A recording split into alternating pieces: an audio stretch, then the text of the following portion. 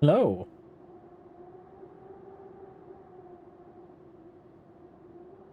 Where's... Hang on a second. What's this? What's this coming? Where's this coming from, Tuss? What are you saying, you Uggy? And hey, Gek. Hey, Lurker. How y'all doing? Only half the smoochies. Oh gosh. Do I get the rest later?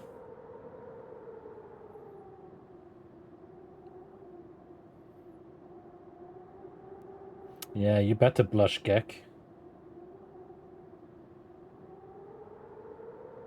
Yeah. You tell him, Tuss. Yeah, Schnacky, you're cute. Gooby. Ah, thank you, Colada. That's good. That's good.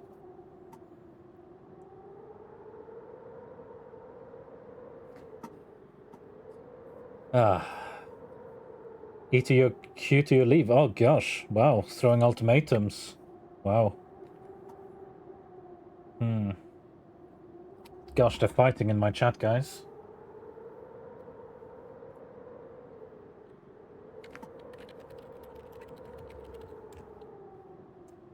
So. Because you're so good at it, heck. Such a good boy for blushing all the time.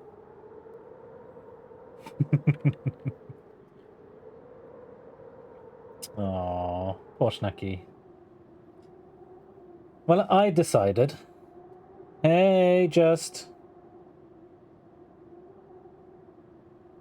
No one says that you admitted to it, but no one's. But you said you had no other choice, so that's kind of a new Snacky.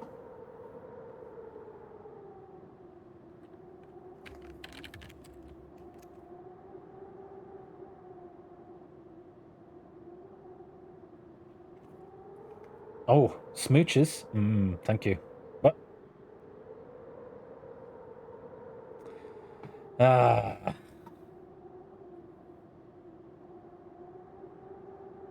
Wow.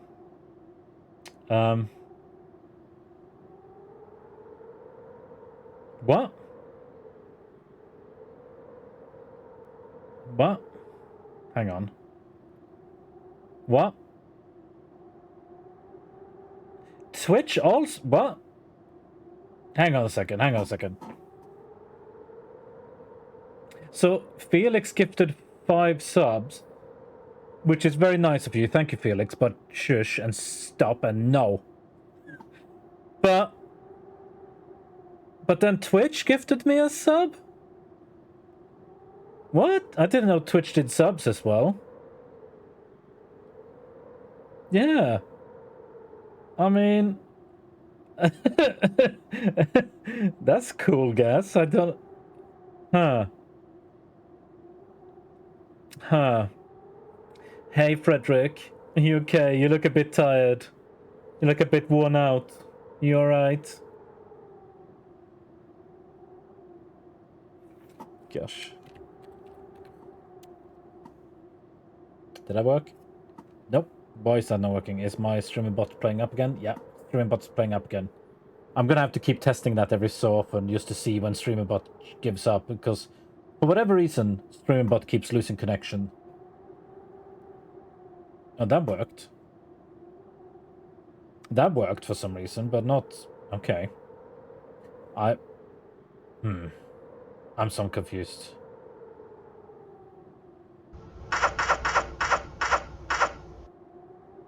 I mean, Felix, I don't really have a choice. You kind of forced it on me, but yes, I will accept it, even though it's silly.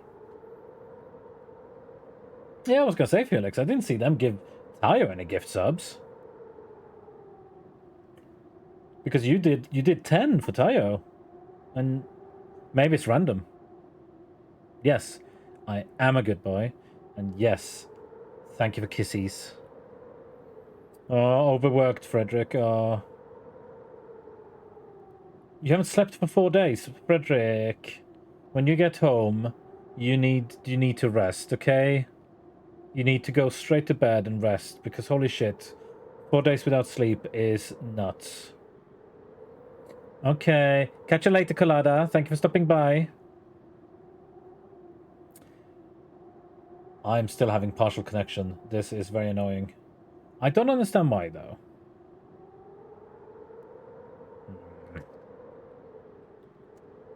Well, now it works, though.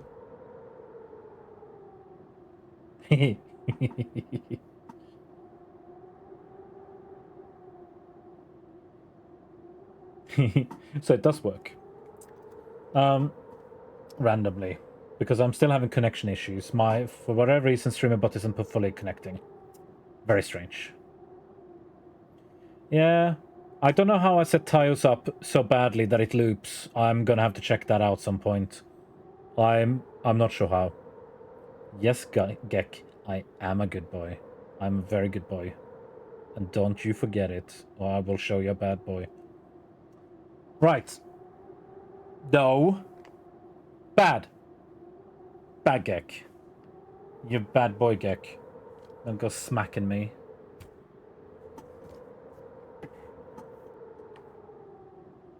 Well, I didn't do anything, so I didn't fix it, Felix, because I didn't touch it. I did not copy old code because I made it from scratch. There was no change to my... There was no change to mine. I used exactly the same as normal. Anyway, I decided today I'm gonna do a stream because today is my last opportunity to do any streams this week.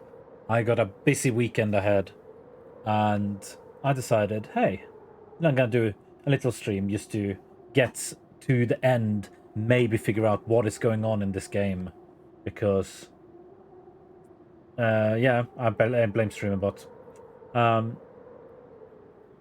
I am wondering what's going to happen in this game. Because we are getting close to everything now. We have found the source. The second village, they made a copy of Beacon Pines and then just moved everyone from the original village to the copy. Oh, you know, Felix, I got secrets planned. Yay! Thank you all for the hype train. Thank you all for subscribing. Well, Felix, thank you for gift subbing, and Twitch. Thank you for Twitch, I guess. Anyone who did get the gift sub, please give Felix a thank you and enjoy my mediocre emotes. I think most of them are free, so most of them you can enjoy, but the animated ones will be new if you weren't subscribed before. The source. Now maybe we'll find out more about the source and what the source is. Nat expressed his sympathy with a shrug and sauntered off as unassumingly as he'd arrived. Nat is suspicious. He seems like a boy, but he seems to know way too much. There's something weird going on here. He'd given Luca and Iggy what they needed, and nothing more. Yeah. As Luca sprinted across the snow, the events of the past few days became clearer, pieces to a larger puzzle. Rollo said he was underground somewhere, captured. Underground boy. Hiding in the floorboards. Doing shifty things when no one's looking. Mr. Kerr tried to cover it up with lies.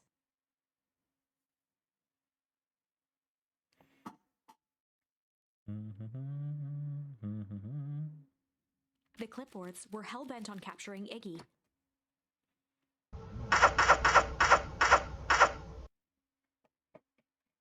Yes, Gek, there's McDonald's secret sauce. Come on over here, I'll give you some.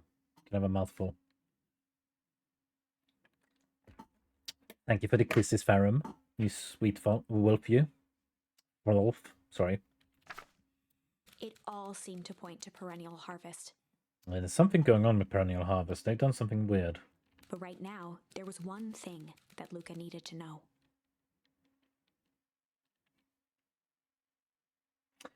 Why don't you click it, Psycho? Click it and you'll find out. I'll even refund you the points if you want.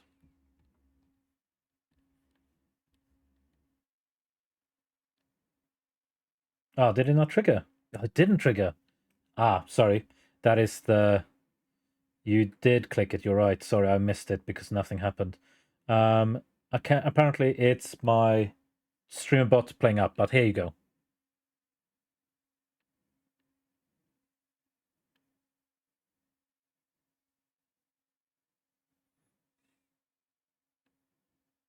That's the Toothless Redeem. Typically, it doesn't come with head pats, but yeah. And thank you, Gek. Yes, they did indeed click it. I'm blind. I crossed my eyes over. How you doing, Psycho, you sweetie? Have you seen this game before? No. Lucas stopped dead in his tracks. What did I do to deserve this, Gek? Huh? Yeah, I should have head pats. I shouldn't have fucking snoot punches.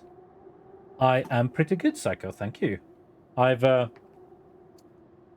just trying to return to. Oh yeah, I guess we overdid it with the cheese, huh? Nom nom nom nom nom nom nom nom. So much cheese. Delicious. There's so many points, Psycho. Holy shit. So,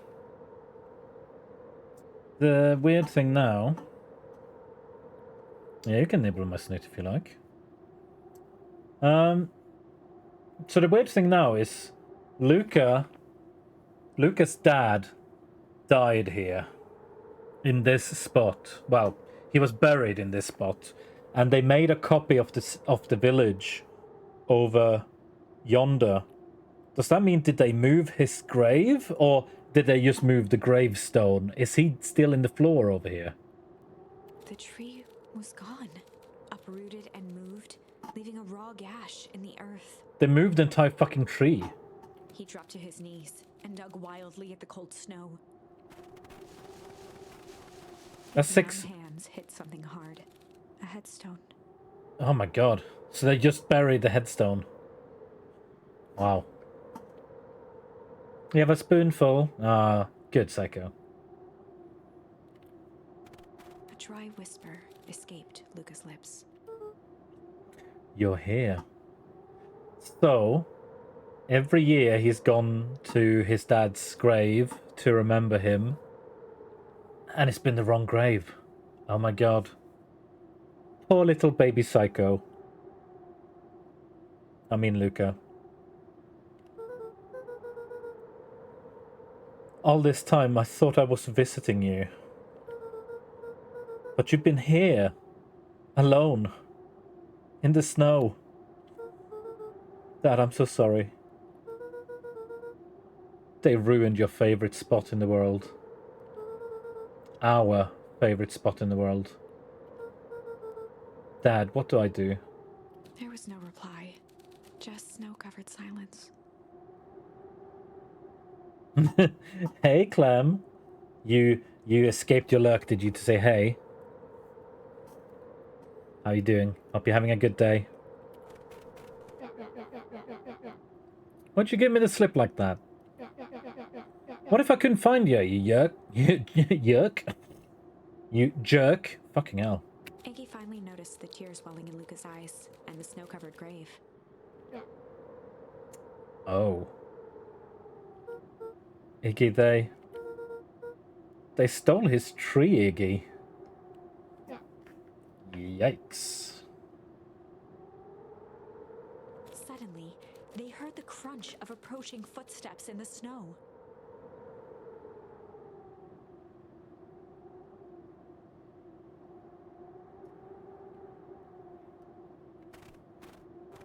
Uh-oh. We gotta hide. Hazmat man. 259k. That's still chilly.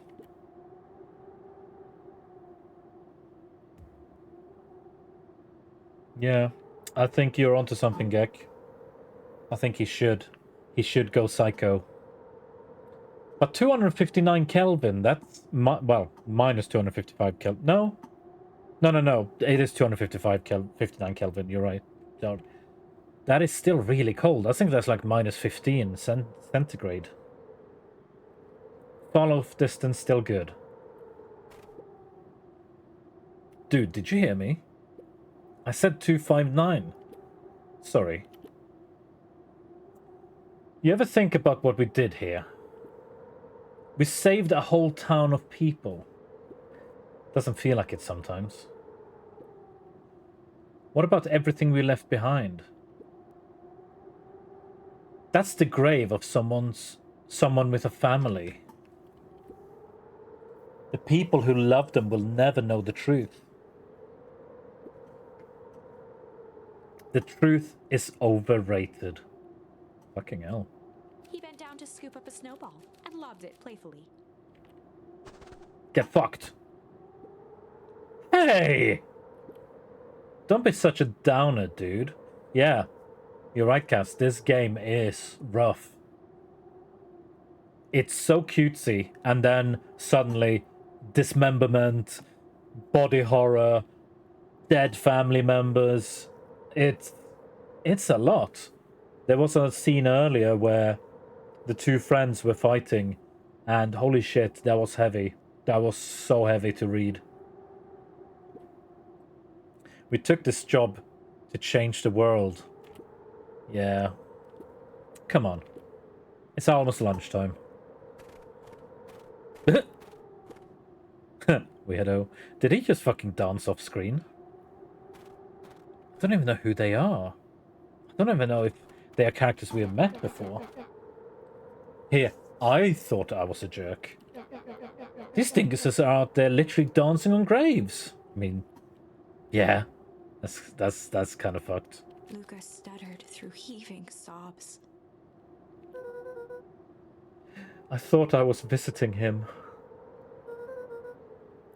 I thought he was with me. Not gonna lie, that's a bad break. Dude, I mean, could you try to be a normal human being for a bit? I mean, I know you're disformed and disfigured and bucktoothed like crazy, but holy shit, man, could you try to just emulate human emotions? Here's some advice. Iggy gave Luca a solid smack on the back of his head. Hey! Who's any of this helping? Wow, look at Gek. So strong. Muscle boy.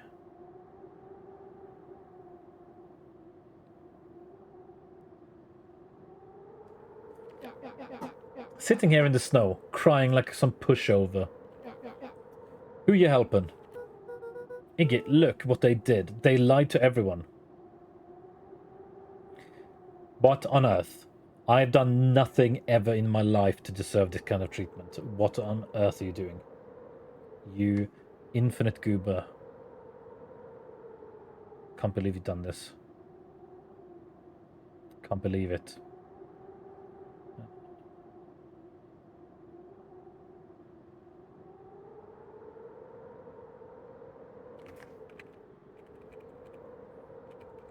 There we go. So if I leave it there, maybe you won't see my legs cutting off now when I speak. That'd be smart. What if I do a hop? No? Oh, maybe we'll see. They lied to everyone. Blah, blah, blah. Luca Van Horn, you're a lot of things, but you ain't no pushover. What did I tell you before? When some jerk comes at you, act like a horse's ass. I should stand up for myself. Hell yeah. Hell yeah. Fuck them all up. Kerr and his merry little band of clipboards pulled off this switcheroo for a reason, right? Nat mentioned something about the source. Yeah. The source of all power. The secret source. Gex McDonald's source. We shall figure out what this is. There's something secret in the floor. Luca wiped his eyes with a sleeve. Whatever's at the source must be awfully valuable to Perennial Harvest. Sure would be a shame if something unfortunate were to happen to this precious source, wouldn't it? What do you have in mind? If it's small enough to steal, we snatch it. If it's too big to snatch, we smash it. And if it's too big to smash? Iggy flashed a mischievous smile and cracked his knuckles. I'm always up for a challenge. You little shit. I'm gonna make this right, Dad. I promise. Still don't know. Still don't know how his dad died. Let's do this. Me stinky? Maybe a little stinky. I've been at work all day. It can get awful cold out there in those woods, Luca. Probably best you two stay put and conserve your energy.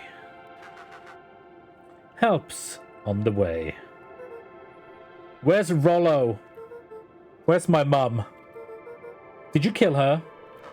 Oh, heavens no. Do I seem like a killer to you? Iggy and Luca shared a skeptical look. Going to San Diego for the TwitchCon. I'm going to first TwitchCon. You're taking a plane? Kicking a plane? Hoping... At San Diego. I do not think you'll see me in San Diego, Goosebumps. That's a bit of a hike. Maybe? Maybe I'll be in San Diego at some point, but not for a while. That's gonna be a while, I'm afraid. Well, do I? Ah, shucks. Now that hurts my feelings. Screw that guy. Yeah, screw Kerr in the face hole. So that explains why this mark in the drag marks is here. Because this is where the house is. Birthday trip to San Diego.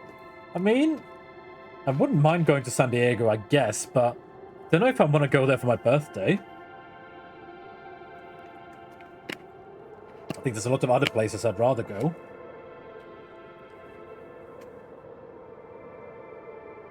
Oh, yeah, we'll find.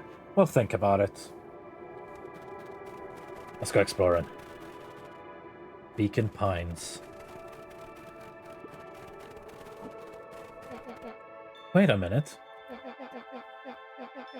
If this is the original town, then that means... Iggy darted behind a large pine and began digging furiously. Is that where he left his teddy bear? He emerged holding a shoebox with a crude skull painted on its lid. Oh my god. What's that? Long story. So a few years back I came into possession of some premium grade fireworks. Not the wimpy firecrackers stuff they give to kids. The good stuff. So why did you bury it under a tree? It could be confiscated, probably.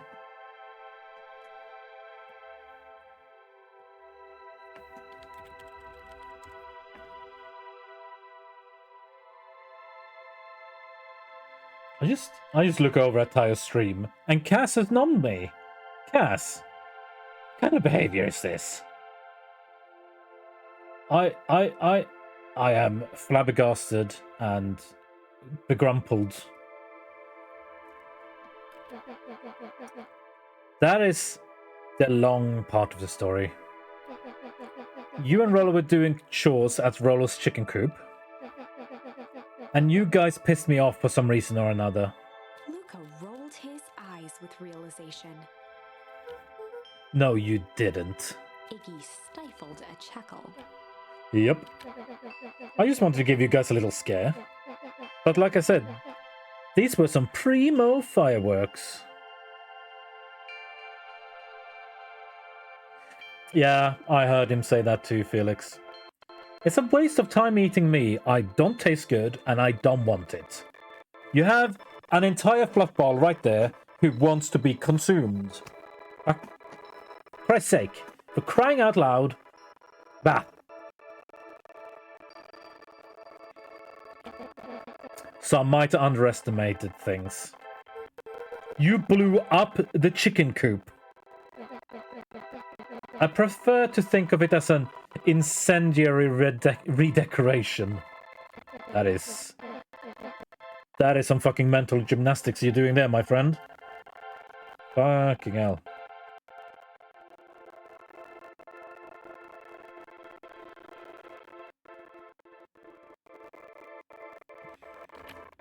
Sorry, but you should have seen your faces. I mean, yeah. Rollo got grounded for months.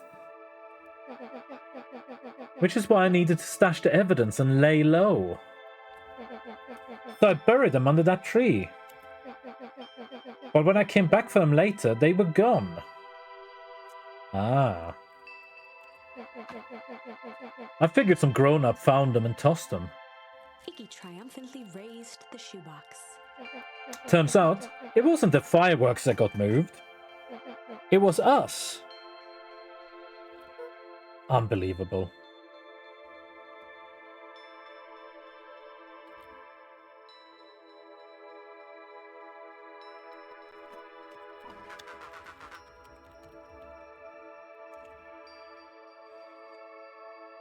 Do you think this is a game?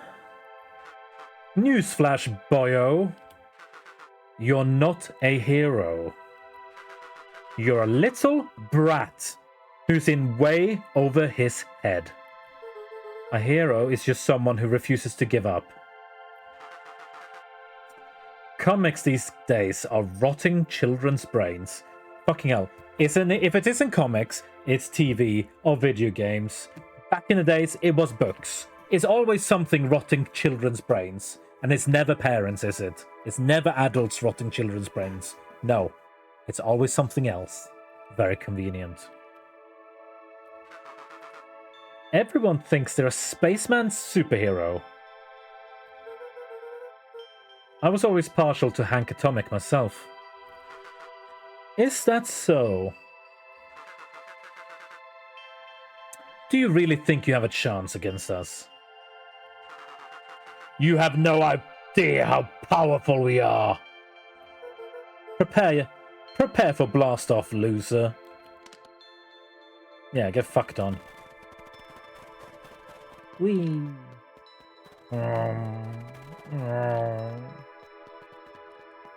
No, that doesn't work here, Cass, because that's illegal maneuvering.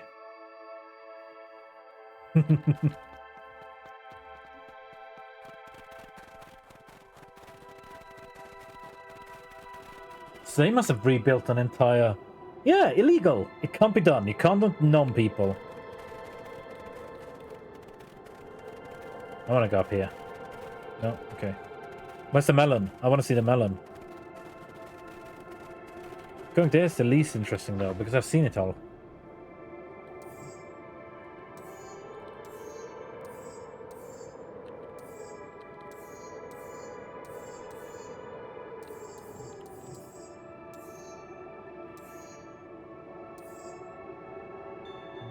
So that's there.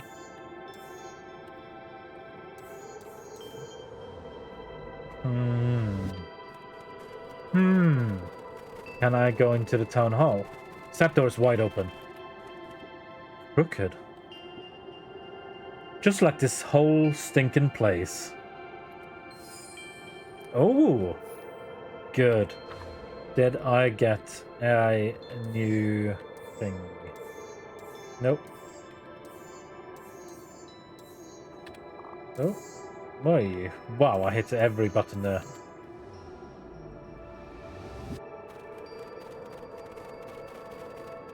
Get me in! Fine, I look down your gaping fucking hole. Luca and Iggy inched up to the edge of the hole with bewilderment in their eyes. Arctic air breathed out of the cavern in heaving gusts. Echo, echo, echo, echo. Whoa! I can see why they wanted to move us all out of town now. But why would they dig a giant hole? I think this is it.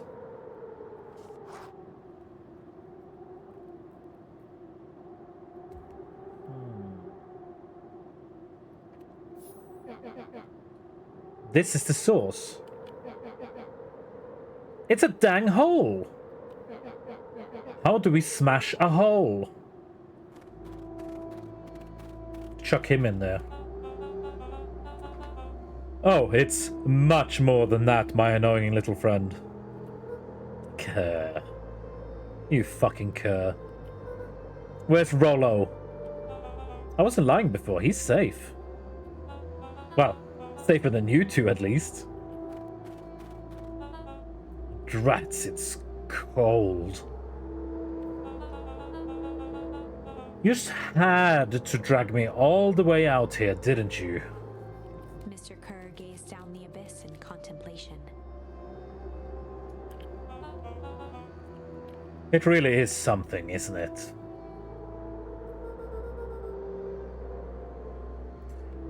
What did you do to our town? What is all of this? Well, that's a doozy of a question. This is the source, where they collected the unrefined, Kerr scratched the back of his head. Honestly, boys, I don't understand any of this well enough to explain it. Fact of the matter, I'm not paid to know. Oh, so he's not even the big head honcho. He's just... Oh. What do you mean you don't know? Ain't you in charge? Oh, heavens no. My role is merely to flash a winning smile and manage various complications. Oh. Oh. Getting a bit exciting now, I think. Complications like us. You are a smart boy. His face contorted into a saccharine grin. Uh-oh. It really is nothing personal. Is his hair getting crazier? Some people are destined to strive for greatness, and others are simply obstacles along the way.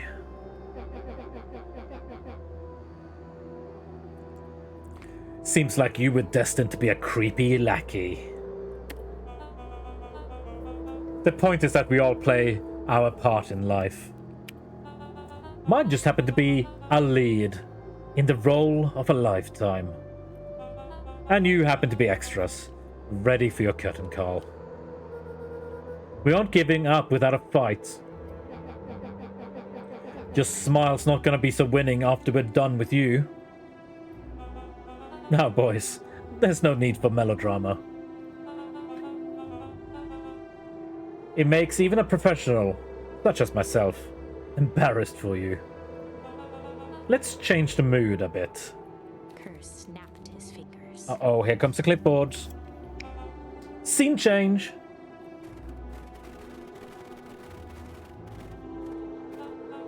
There. That's better. Deal with them. Yeah, look, his hair is going crazier. When he does that face, when he does the crazy fucking face, he gets crazy fucking hair. Fucking knew it. He's a Looney Tune. Iggy turned to Luca with a sly glance. Time for rockets. Why are you smirking? Because I have a box full of fireworks and you don't. Iggy waved the box into the air, threatening to drop it down the hole. Stop! Let's not do something regrettable. Joke's on you, regret is one of my specialities. What, so you're just gonna chuck unlit fireworks down a hole?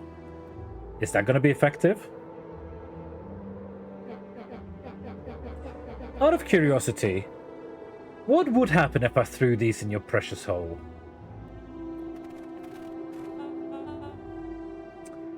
Thank you, Felix, and yes, you're right, I am. Just you wait. Give me a week, and you'll see. I got some irons in the fire. I think you'll like it. Nothing. Nothing at all. You are a terrible liar. I'll have you know, I am an exceptional liar. Bup, bup, bup. That's far enough, you little shit. Iggy plucked a single bottle rocket from the box and held it up with reverence. Stop, you fool! Oh my god, he's sweating. Call off your goons. After a long pause, Mr. Kerr flung up his hand with frustration. Very well. You all can head back for the night. It's been a long day. I'll handle these two from here. Mr. Kerr sighed into the frigid air. It's just us now, Iggy. You can put that down. What? Like this? With a nonchalant flick, Iggy tossed the firework into the hole.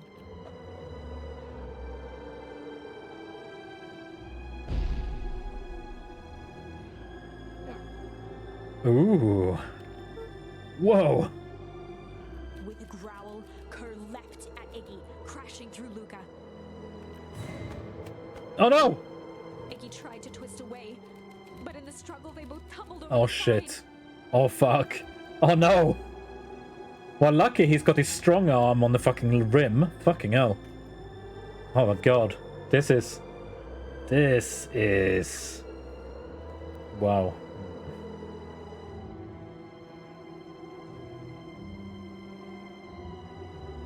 This is getting a bit spooky. Luca dove forward, bracing Iggy's hand just before it slipped. Oh my god. His grip was made precarious by the cold, wet snow. He could see Kerr further down, clinging to Iggy's coat. You reckless child, what have you done? Luca, listen to me. Hold on tight and use the walkie-talkie to call them back. What channel do I use? It doesn't make a damn difference, they're always listening. If you do that, the clipboards will just haul us up and snag us both. The only way you get out of this is if Kerr is out of the picture. Fucking hell, this kid is fucking ice cold. Jesus Christ.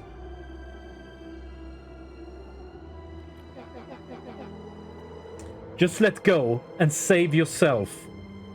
No, fucking hell. I hated Iggy this entire game. Why are we starting to like him all of a sudden? If he lets go, we both die. I don't want to die, but seeing the look on your face almost makes it worth it.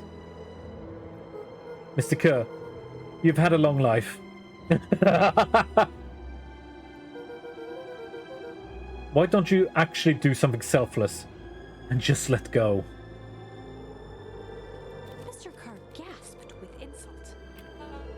A long life? I'll have you know, I can still play 25. You should have heard me sing the parts of Phileas young. With a wild look in his eye, Mr. Kerr began to hum a proud melody. Prum dum dum. Property dum dum. Wow. Can you believe this guy? Hum. Luca's hand began to cramp. His voice began to crack. Kerr, just let go. No can do. If you want to save your friend, you'll have to save me too. Luca, look at me. It's okay. Fucking hell. Luca felt Iggy loosen his grasp. Oh, they're fucking singing as well. You aren't going to kill your friend like that, are you? Every muscle in Luca's body burned. Fucking hell. I'm not his friend. Yes, you are. Nah. I'm just a no-good bully. Like you, Kerr. Iggy, no. Luca felt his hand slipping. And I told you what you need to do with bullies. I can't. It's your only way out of this mess. 2 birds with 1 stone. It makes sense for us to fall together. Wackadoos travel in packs. A calm settled over Iggy's face. Luca, let me do this. Iggy's voice was colder than the bitter air billowing from the chasm. I'm so fucking annoyed. He's still holding onto the fucking fireworks. If he just threw the fireworks up to the ledge or down into the hole, he would have another arm to climb with.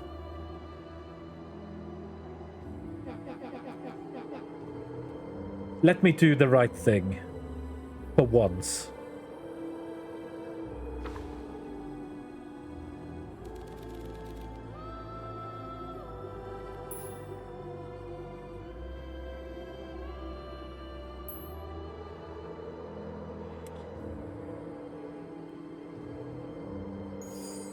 Luca had no choice but to accept Iggy's request. Oh my god. With a quiet blink, Luca watched a teardrop sail down into the howling void.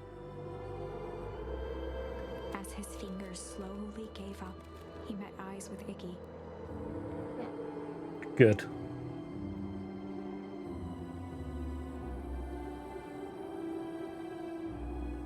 The 2 silhouettes were swallowed by darkness. Fucking hell. Oh. What's setting them up? Hi.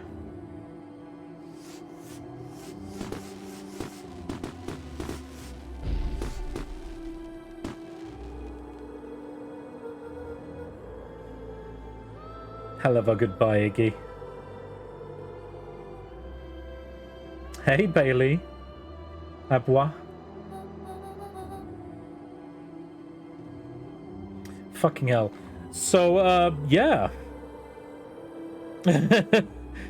You have a good day at work, Cass. Catch you later, you silly Billy. Yeah, Assy, you're right. I kind of feel like I should have got an achievement for killing a child there.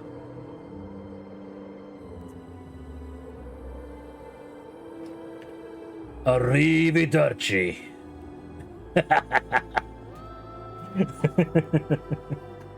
Luca, you should really step back.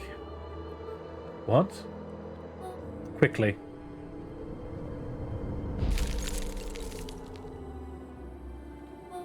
Curious. Ah, but of course.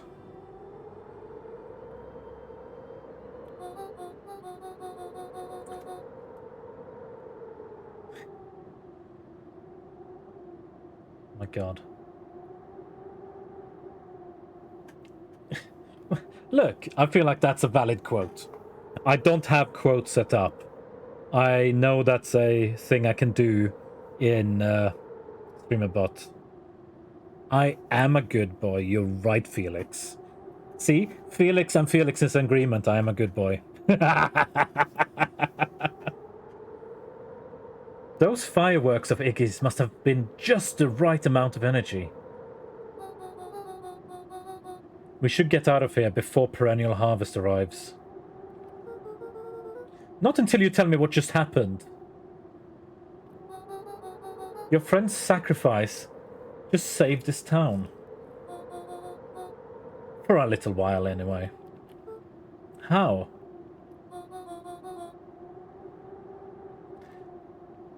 Tempus Liquamine.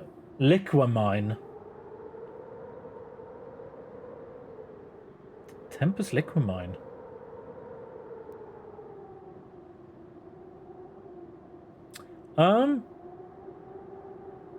Second good boy.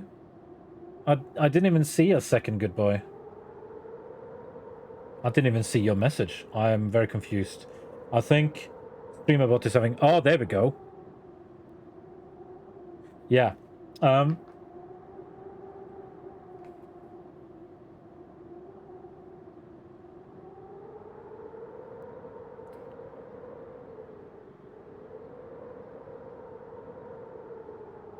Wow, my Twitch, for whatever reason in OBS, is lagging behind. I'm getting messages after I think you've sent them. I do not know why the second good boy didn't trigger. I think it might have been because StreamerBot is having another moment. But let me just good Ben. Yes, I am a good boy.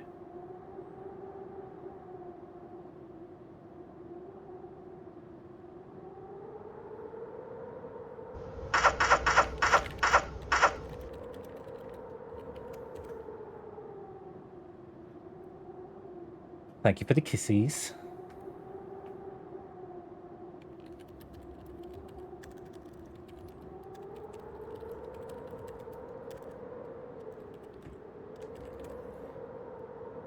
Tempus liquamine. Liquamine. It's a peculiar substance. But yeah, Felix, thank you for the kisses. That's very sweet of you. I shall return the kiss. Mwah.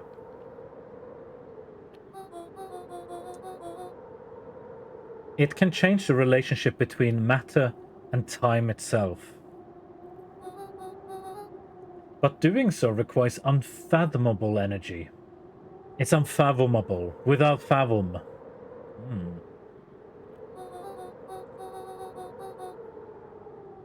In a closed system, that energy can only come from its surroundings. A useful side product of this property being, by adding precisely the correct amount of energy to it, one can create a cryogenic cascade. Motherfucker, what are we talking about right now? So the gun that makes things cold and the fireworks made the whole freeze over? That's one way of putting it, yes. As dumb luck would have it, the fireworks weren't strong enough to generate a runaway reaction. Like in every other ending where everything just freezes solid.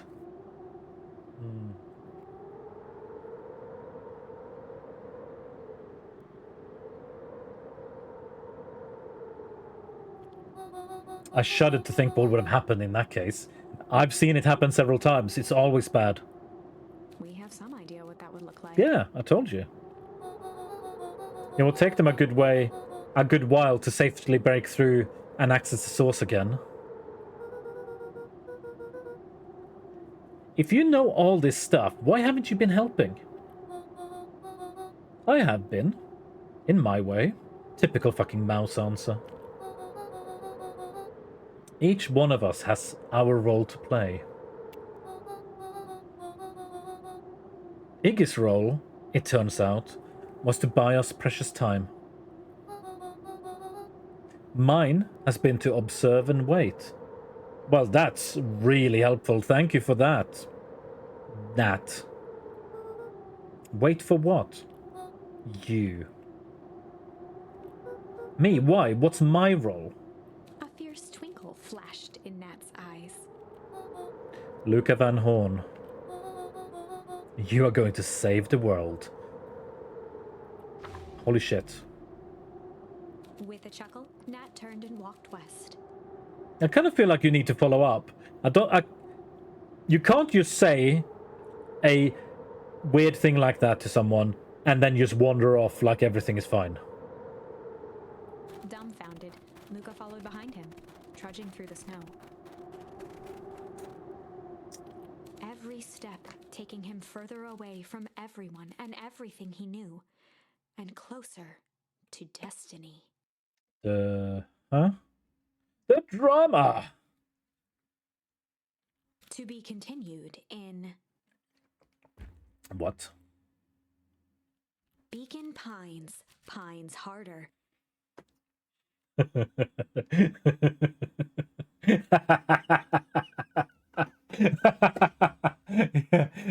You fuck.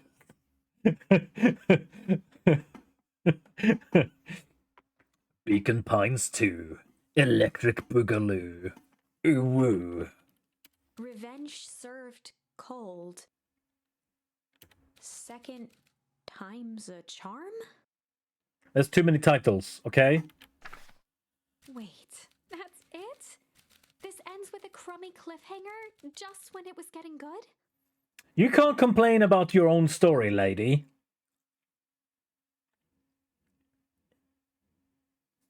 if you're dissatisfied with the ending of the story, just tell the ending. I mean, you're the narrator, for fuck's sake. I was even starting to like Iggy.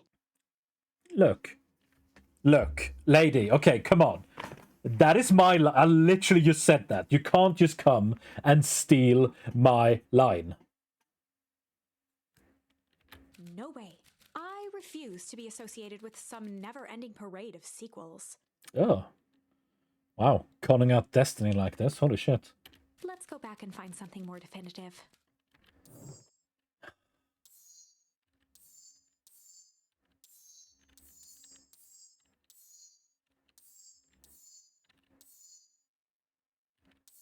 Oh. So instead of crying, let's try singing. And in the stillness, he began to hum. After the death of his father, Luca had trouble sleeping. Each night, his mother would sit at the foot of his bed and hum a gentle melody. It was the only thing that could calm his mind. Ah. The only thing that, however briefly, could make it all seem okay. That melody pervaded every memory Luca had of his mother.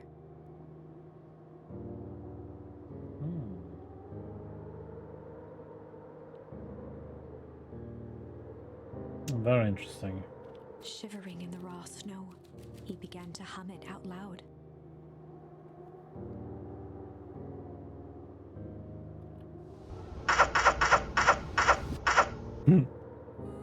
Thank you, Felix. Wow, he's got a beautiful voice.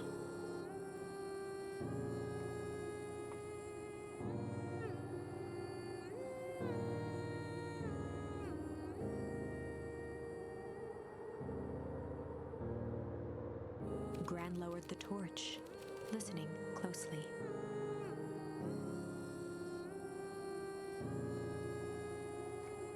Fucking getting goosebumps. I'm loving this. As recognition slowly set in, I her heart am a sank. good boy. I am a good boy. You're right, Felix. Those countless nights of consolation.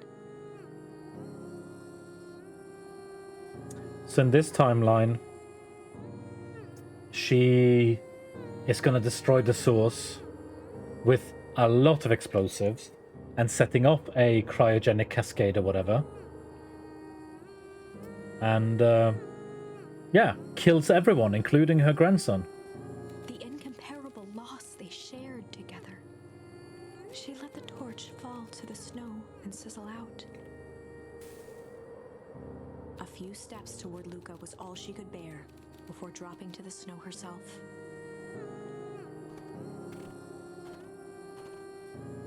Through a flood of tears, she began to hum along, note for note.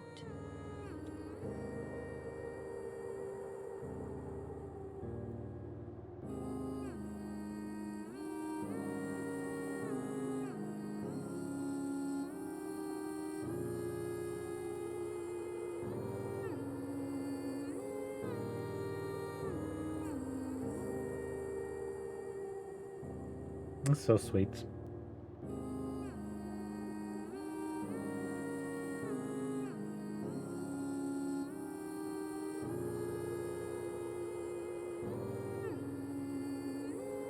Luca lifted his head in astonishment.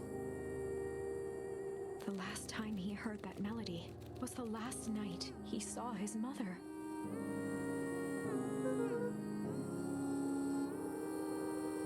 How do you know? I'm so sorry, my little buckaroo. Buckaroo?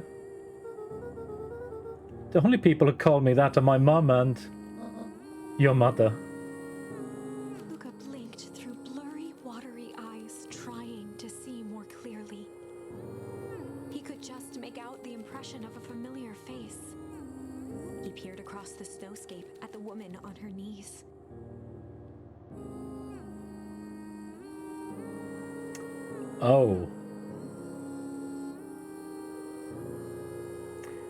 So that wasn't his... That's not his...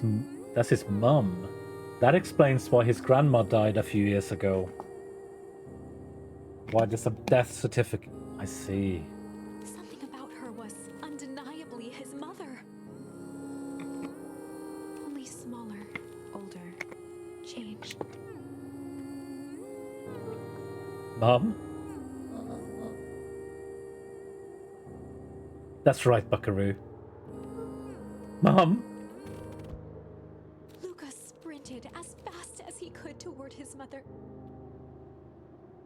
They held each other close, and the cold retreated from their bodies. Eleanor? I thought you were... gone. You should have known I would never abandon my son. Eleanor looked down at Luca, tightening her embrace in an appeal for forgiveness. How? You're a smart man, Joseph. I thought you'd have pieced it together by now. You were exposed. Mom, I don't understand any of this. What happened to you? Where did you go? Why did you leave me? I never left you. I was always right here, Luca. Why did you lie to me? It tore me up, Luca, but I did it to keep you safe. I thought that getting answers would help us both move on. But the more I discovered, the more I realized the danger we were in. Until Perennial Harvest was stopped, it was better if everyone thought I was gone. You could have trusted me.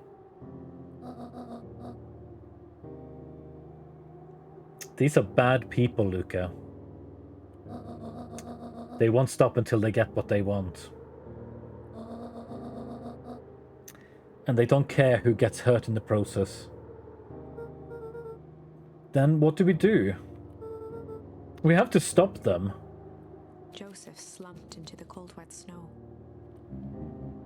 They can't be stopped. This is too big. I tried beating them at their own game.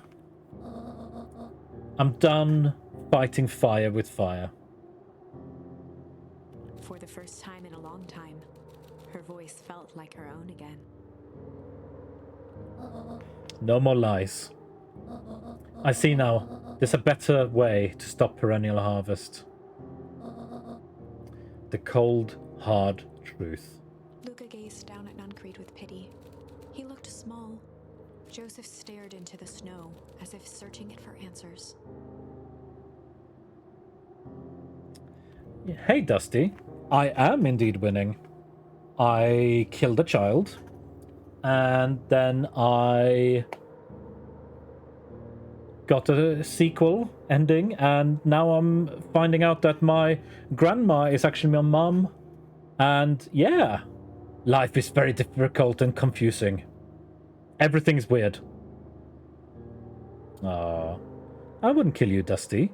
You're not a child.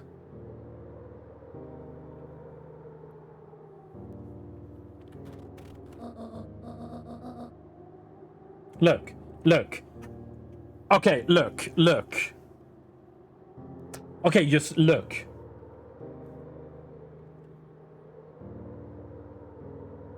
I had to check my notes on my phone there for a second. So this lady has been portraying my grandma, but it's actually my mum, who just aged 50 years overnight, and no one knew.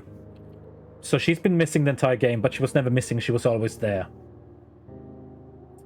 So yeah. My grandma's my mum. And I'm gonna need so much therapy after this game.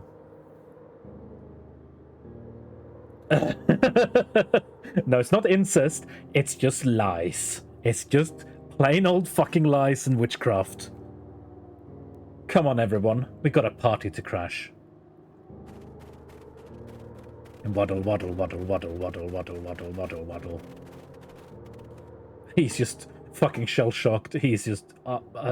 he's like, fuck this shit.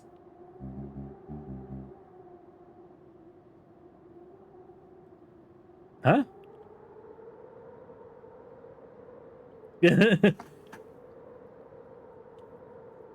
Why though? Well, let me show him. I'm not sure I can justify that with an answer, Dusty. Don't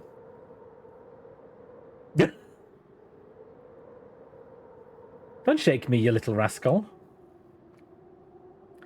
I think they are investigating and doing research on dangerous materials, and there was an accident, and she got aged, and she's been pretending to be the grandma to avoid suspicion. What?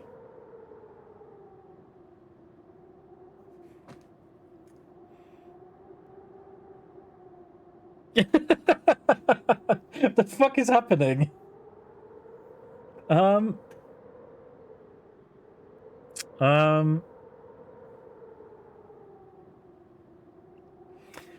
Okay,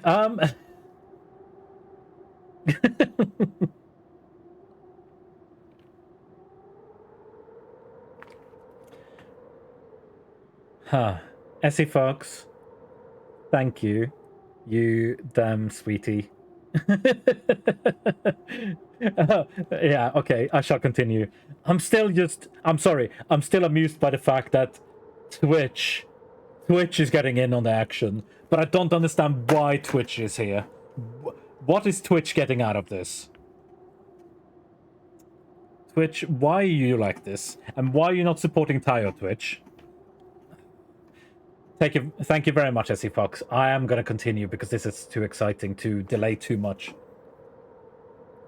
You don't understand. He always wins.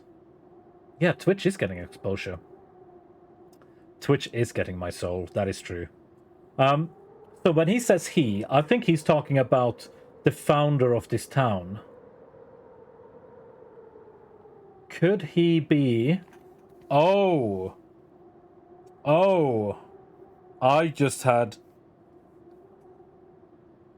There is a founder of this town who created this town 30, 40 years ago. He died suddenly. He had a random death. Oh, hang on. Tayo getting raided. Oh, very exciting.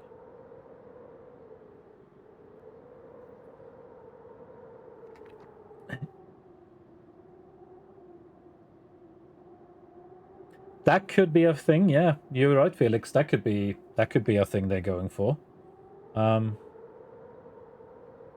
Would be weird. But yeah, I suppose I've seen weirder. Because yeah, what am I at even? You crazy. You're all crazy, I swear. So, anyway, I think what he's saying is the founder of this town, Mr. Valentine, died and left in his will that his daughter, Heiress Valentine, had to adopt a child, a young boy who's about Lucas' age, who's being really weird. He's been really weird this entire game.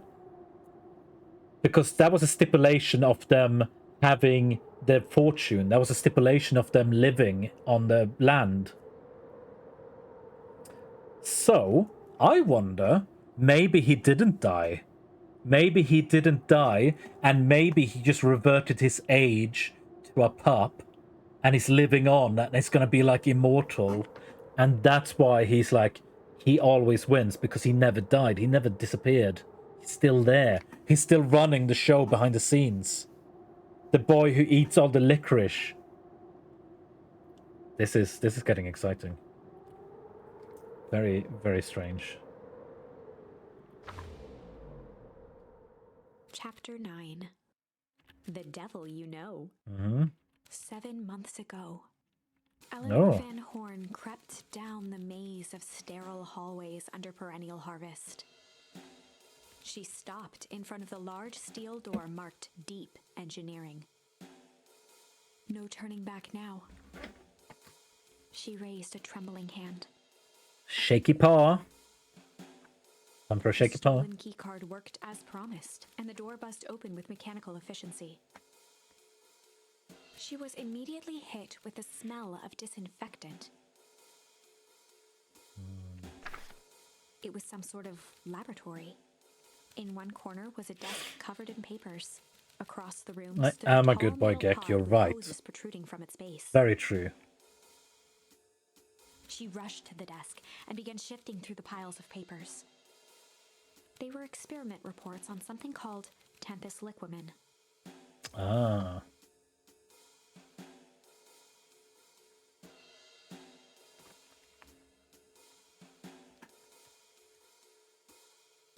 There were dozens of them, every one stamped failed. Eleanor heard the sharp echo of footsteps approaching. She was out of time.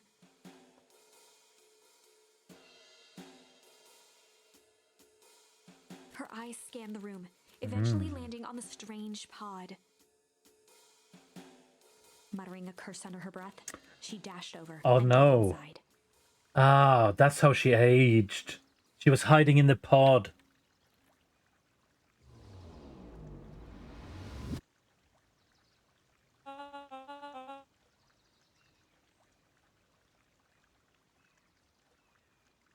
Hang on. This is not the past anymore. This is the present.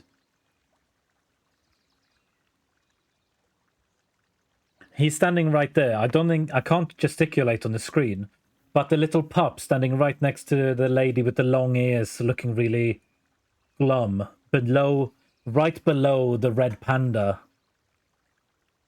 That guy. I think that's her. That's her dad.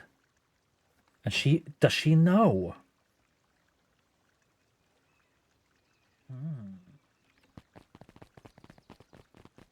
So 7 years. Oh, I see. So we are not 7 months ago. That was just a story about what happened 7 months ago. I see. Change is a choice. Oh, it's the same speech, but from a different point of view. Because in the other timeline, we heard this speech, and then Grandma threw in the torch, exploded, and killed us all. Gesticulate. Okay. Is it working? Am I doing it? Okay, hang on. I can do this.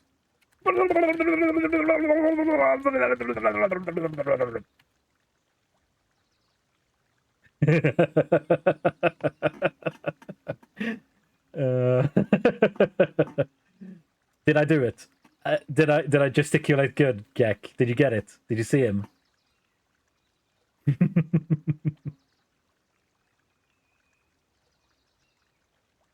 Need a laser pointer. Yeah, maybe. I'm tickled pink that we will all be making that choice together. How great is that? This man is a liar! Excuse me? I will not. This town has a dangerous secret, and perennial harvest only exists to keep it hidden. Nonsense. They picked up the whole damn town and moved it right under our noses. You aren't making any sense, dear. Mr. Kerr addressed the crowd with a sarcastic tone. Imagine such a thing. It's absurd and just plain impossible. They promised they could fix the foul harvest. They told us they would clean this place up. We just had to leave town for a few days. But while they had us evacuated, Miss Hartford, I'm afraid I'm going to have to ask you to... You're afraid of a lot of things, aren't you? You sniveling little worm. Yeah, I'm not sure if you saw it earlier, SE Fox. That Snow Town is a complete replica, or rather, this is a replica of the town in the snow place. They built a complete replica, moved everyone, and yeah, this is growing tiresome. A little help, please. Don't you all see? This festival is a sham. No, hang on. Am I reading this correct, Felix? You sing bedtime? What? It's 7:15. Are you an OAP? What's happening? Are you going to bed? It's 7:15. Are you crazy?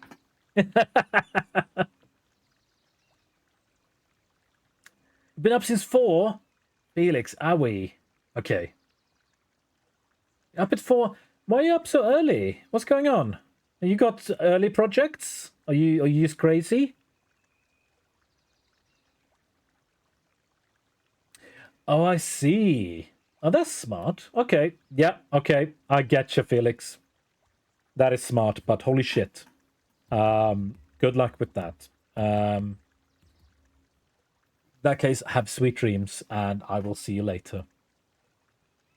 And yes, SC Fox, they went crazy fixing this. Every 2 days, you move time forwards an hour. Jesus.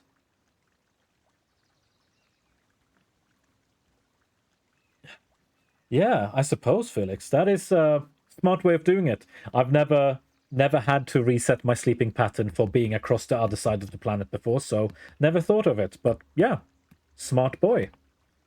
I hope you have very nice dreams. An excuse to have the whole town gather in one place. They're planning something awful. I don't know what, but these people are wicked. Don't listen to her. She has absolutely no proof. When I get there, I have a nap for a couple of hours, and I'm fully on Japan time. Yeah, that is smart, Felix. Yes, I think that is a very clever idea. I am the proof.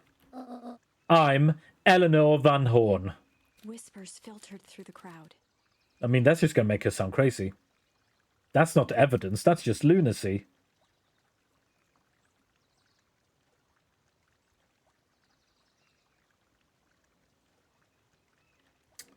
Towhers don't, and they get jet lag for a couple of days. When you're only there for 10 days, jet lag for 3 isn't good. That is true. Yes, that hyena's smile is fucking amazing, SE Fox. I just want to punch his teeth down his throat. Ah! Such a douchebag. Well, aren't you just as sneaky as the Dickens? We all knew Valentine's fertilizer was too good to be true. And now this whole town is paying the price. Ladies and gentlemen, I'm so sorry about this disruption.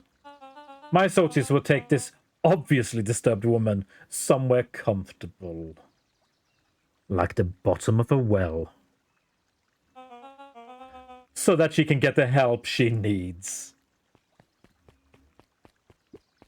She's not the one who's disturbed. You two-timing clown? Oh, fucking hell. He came out swinging.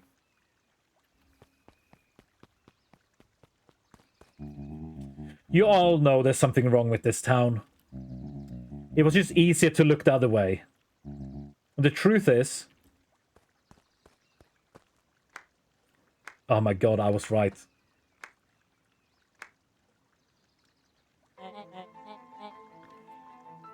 I was right.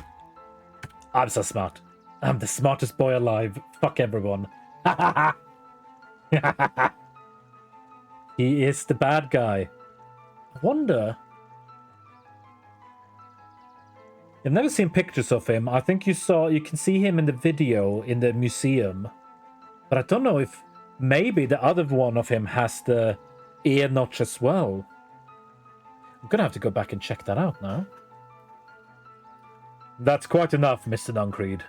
Torment dragged on Joseph Nuncreed's face.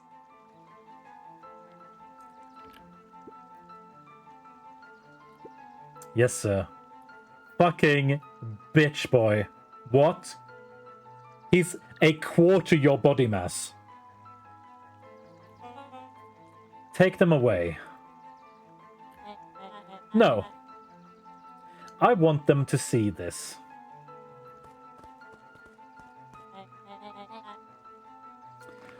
Ah. The ever-tempestuous Eleanor Van Horn. You've been quite the thorn in my side. Like the weed that's burrowed in where it doesn't belong. I must confess, you look dreadful. He paused for a moment, plucking a piece of fuzz from his sweater and discarding it to the ground. Consider yourself in rare company. You've managed to pull one over on me. It won't happen again. I knew you had some sort of plan to disrupt our little party. But alas, I expected something a little bit more impressive than incoherent rambling. No matter. Your failures are yours to bear. Mr. Kerr? Yes, sir? It's a shame it was cut short, but I thank you for that rousing oratory. I will take it from here. Yes, sir. Of course, sir. I fucking called it. You have done quality work for me, William. You can look forward to the recompense we agreed upon. Is he gonna give him the secret of youth? Is he gonna make him a child again and let him relive his life? Because he had the hang-up about being old. Kerr gave a bow of deference. Founder, you are most gracious. Gasps rippled through the crowd. Thankfully, we can dispense with the formalities from here on out. Solomon pulled a glass vial from his pocket. In one smooth motion, he downed its contents. A triumphant smile grew across Solomon's lips. You can all call me Sharper Valentine. His body and face began to contort and expand as he disappeared into a belching green mist.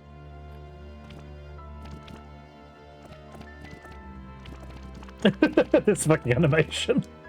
A hushed horror gripped the crowd. He is gonna look ridiculous with a child's clothes on his fucking grown-ass body. He's gonna fucking have a fucking child's sweater like a fucking crop top. This is gonna be ridiculous. Hey, Ace. The fuck? This is a story about change. Did he just get clothes automatically? It's so goofy. It's so fucking goofy, SC Fox. What? No! Yeah, I mean, I called it. Ah. So you didn't see that coming. I did. Good. Sharper examined his new hands. Well, this is quite the improvement.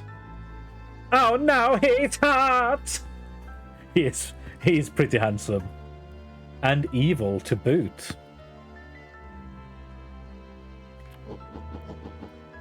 Everything looks so much smaller now. Well, fucking hell, he's getting a kink out of this. Eleanor was right about one thing. This festival was a ruse.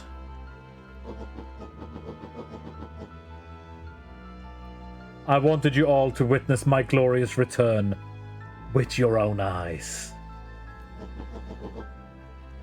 Why does everyone look so downtrodden? This is a celebration, people. Maybe it would help if we set the mood. Mr. Kerr, be a dear and reveal the sign.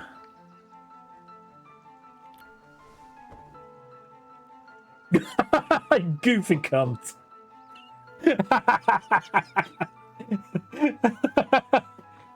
Ha! Wonderful. My god, mate, could you be any more fucking masturbatory? He is just fucking going at it right now. Holy shit. Sharper choked out a crude squawk of a laugh. Frustrated grumbles sprinkled through the crowd.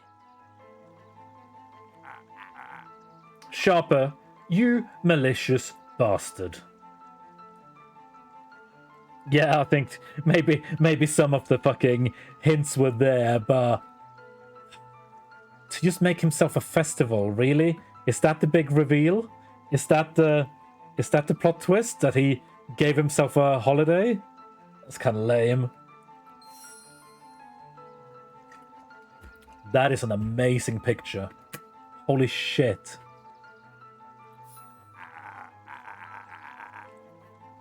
I'm glad you're back, so I can tell you to your face. You destroyed this town. We ain't gonna let you get away with it again. Sorry, this is not the time for audience participation. Some assistance, Mr. Kerr. William Kerr gave a subtle nod to the clipboards. You coward! Does anyone else have something to contribute? A helpless quiet settled over the crowd. I thought so. Did you all truly believe you could be free of me? Fucking hell, was he a villain in his previous life? Fucking hell. I thought he was just a businessman, but holy shit, I think he's on a full... Did you truly believe you could be free of me? A town of complete and utter fools. You people should be celebrating my return. You clearly lost. You are clearly lost without me. And that leads me nicely to my children. Daddy? Oh no. I gave you both the greatest gift a parent can give. The opportunity to prove yourselves in my absence. Squandered. To say I'm disappointed would be an understatement. But I... Silence, Augustus. An adult is speaking. I don't know which is worse. A son who is completely hopeless, or a daughter with such potential who inevitably lets me down. Eris, you fail me with admirable consistency. Thankfully, I was counting on it this time. Father, I have been wasting my time, or have been wasting time, my dear. What have you accomplished? I was focused on cementing our legacy. Legacy? Who needs a legacy when you can just live forever? But what about... It's all right, kiddo. I'm afraid you suffer from a complete lack of imagination. There's just no helping it.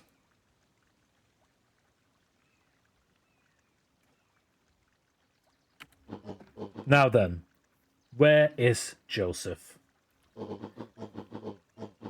You didn't take the opportunity to slip off, did you? Ah, there he is. Everyone should give him a hand. None of this would have been possible without Joseph. I think you've said enough. Nonsense. The people deserve to know how helpful and loyal you've been. I only did what I did because he left me no choice. You always had a choice, Joseph. You were simply too weak to take it. No matter. Cheer up. You are about to be rich beyond your wildest dreams.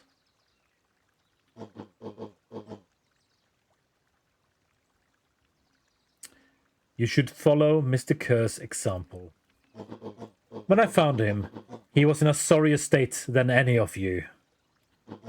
An aging actor, desperate to recapture his youth. He played his part, and soon he'll be able to play the leading man again.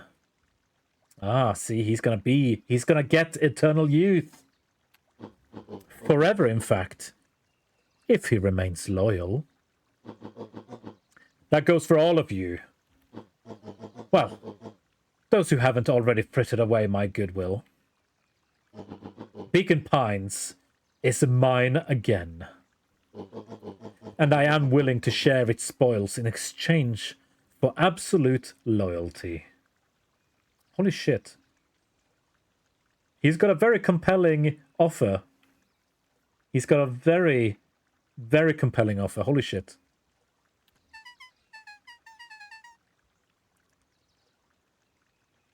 You bring me tea, Ben? Oh, thank you. Bring me tea. Oh. And kisses. Thank you, Ace. Are you saying William Kerr was never in charge of Perennial Harvest? Ha! You think that puffed up blatherskite could have accomplished all of this? Dawn, I suppose it's time for your big exclusive. Sharper addressed the crowd with indignant pride. He'd planned this moment for so long that now, at the deed's fruition, it almost felt frivolous.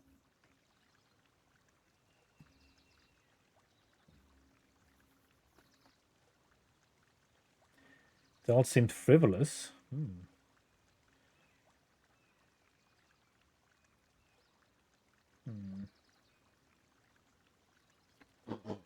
You see, I needed a figurehead to hold things down while I orchestrated my return. Someone to misdirect, lie, and bilk this town for a spell. So I invented William Kerr. Take your bow, you've earned it. Mr. Kerr flourished a preposterously elaborate bow.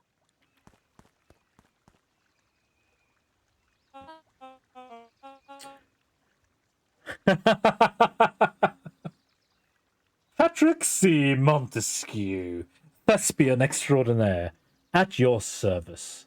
I'm pretty sure Patrick C. Montesquieu is a name we found in the library. I'm definitely gonna go and check that later. But holy shit, that's hilarious.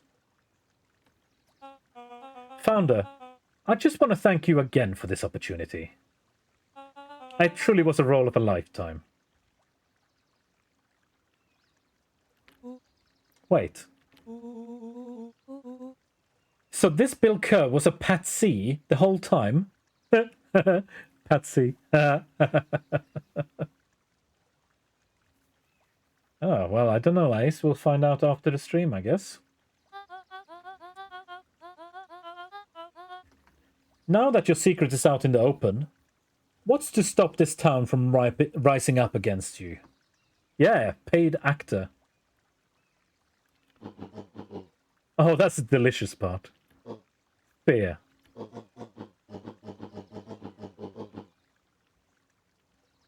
Thanks to our clipboards, I know what each and every person in this town fears most. And I will make those fears manifest for anyone who steps out of line. The choice is simple. I'm not afraid of you. Ha! The young hero. I've kept a keen eye on you, boy. You and your friends made a habit of disrupting my plans. What a pity if things... What? What? Hang on a second. My... The stream chat on OBS is so hilariously delayed. What's going on? Oh, there we go. Oh. Hey, Welsh. Oh. Welsh, thank you very much. That's very sweet of you. Oh, gosh.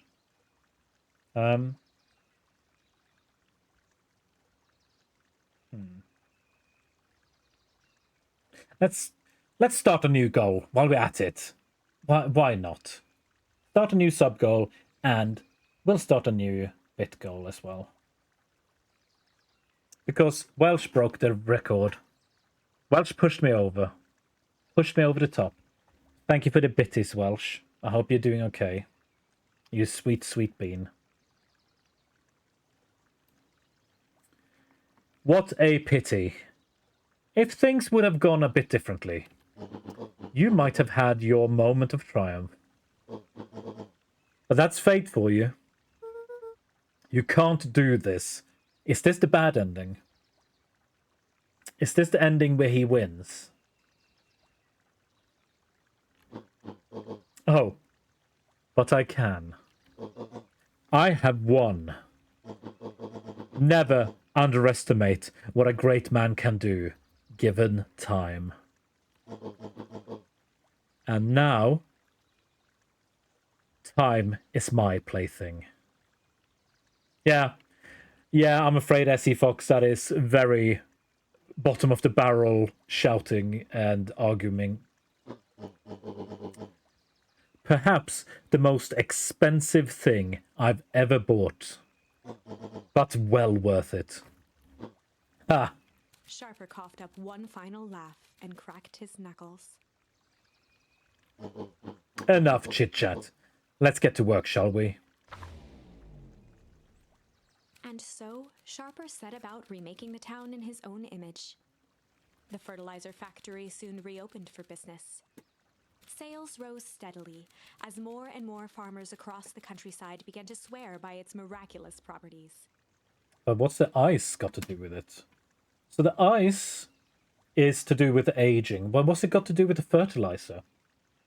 Because the fertilizer is somehow suspicious, but I don't know why. Beacon Pines became famous. A secretive town that, for the right price, shared its gifts with all. And people would live forever. Gifts that became more and more necessary in a world where winters grew longer and longer. Oh, they fucked the world.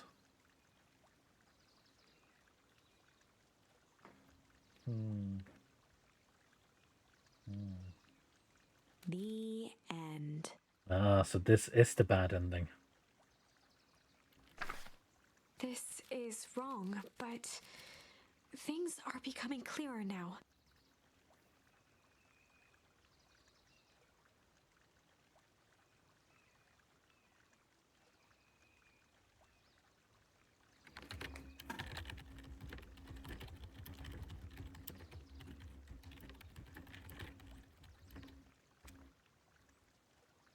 You can feel it, right? We can't let Sharper win. He might just be the key to this whole thing. Let's see.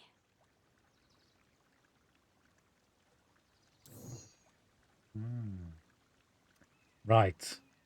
This is very exciting. I am very annoyed.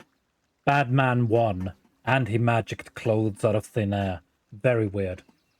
However, I am going to take a short break. Hey, Rico. I'm gonna be right back. I just need to nip away for just a little moment.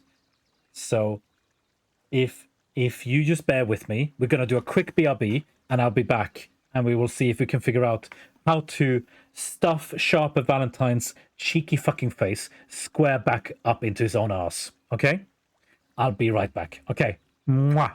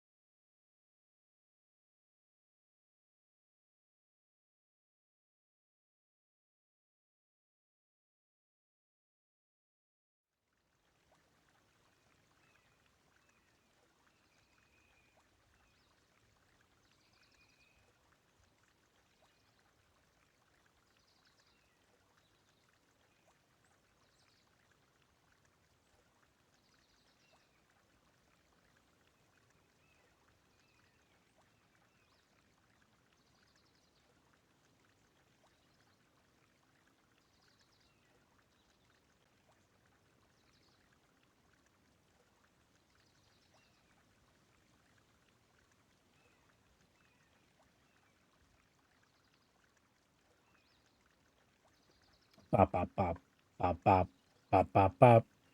Forgot to unmute as well. That's good. It's good that I was muted because you didn't hear me sing the wrong lyrics. Hey Poji, hey Rico, how you both doing, you sweet goobies?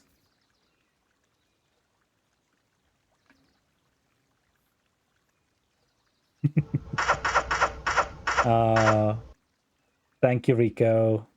And I did see that Poji did a good Ben as well. I'm gonna redeem that for you.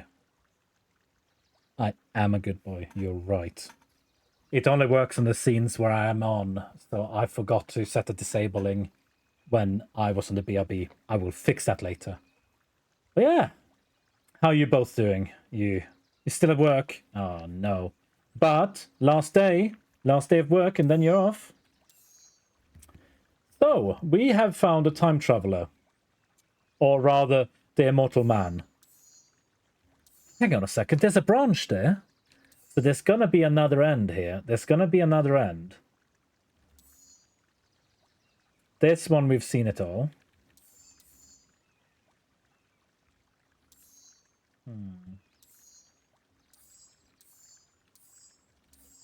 Tickle. Malice. Okay. Oh god, Poji. Oh no. That's not good. You okay? Is everything okay?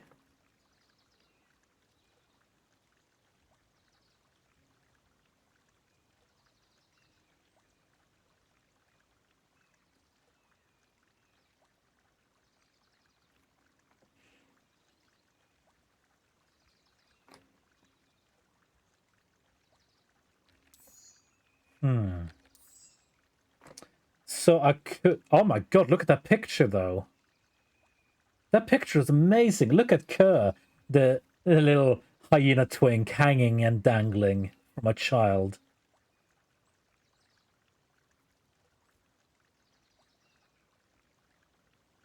What do you mean looks like I'm good at multitasking? Of course I am good at multitasking.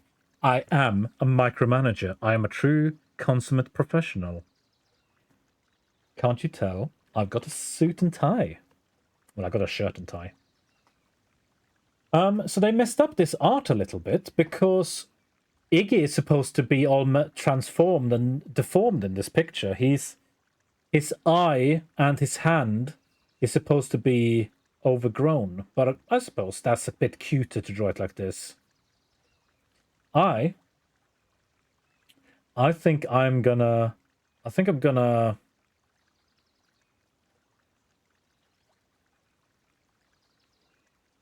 yeah, bet Poji, holy shit. It wasn't part of your ship in your part of the shipyard and security took him down quick. They went to lockdown. Yeah, wow. Well, I'm very glad to hear you're safe. That's such a relief, but yeah, hopefully that wasn't stressful for you going into lockdown. Obviously, I don't know if that's something that happens occasionally, frequently, ever, but I would find that very disturbing. But then again, I'm weak and British. I think we're going to replay this one, and we're going to try and save Iggy.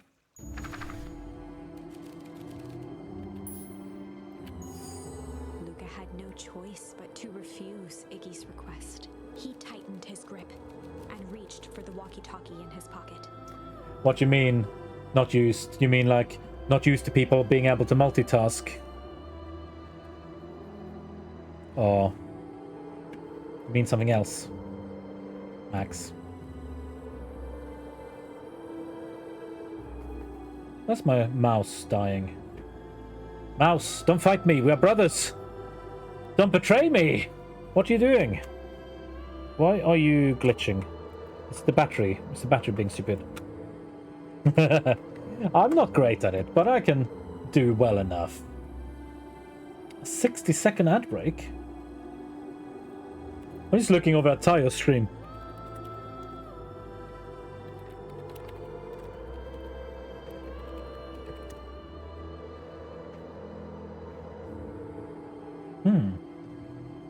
Very confusing.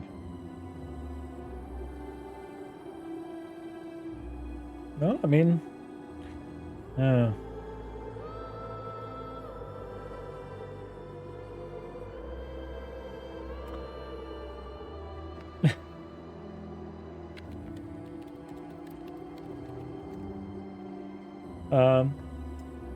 everyone was kind of joking around at first. Then it got quiet. It's a setting. Yeah. Well, I mean...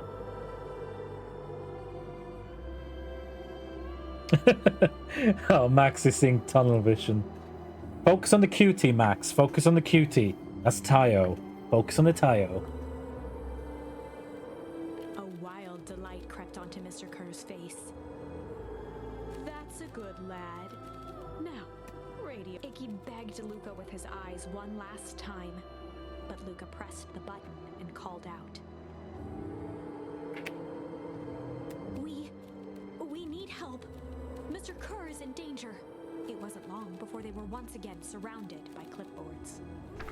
Mr. Kerr sighed with relieved frustration. There you are. You really are a worthless lot, aren't you? Mirror, now. Out of Adderall? Oh no, Poji. Can you get some more? A clipboard dutifully produced an ornate ivory hand mirror, and Mr. Kerr began preening his tousled hair.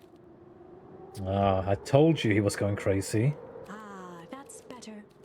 Mr. Van Horn, I applaud your sharp thinking under duress. I'll put in a good word for you with the founder. Take them away. Ah, the founder. He's letting slip already. A swarm of hands overpowered Luca. The last thing he saw before a cloth bag was pulled over his head was the defeated look on Iggy's face. The end. Oh my god, was that it?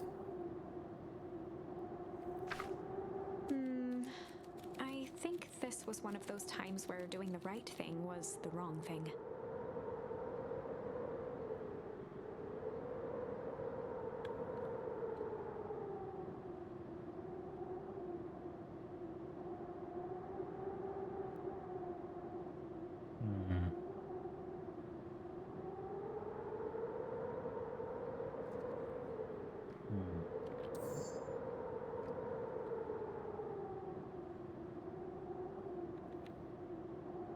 Hmm.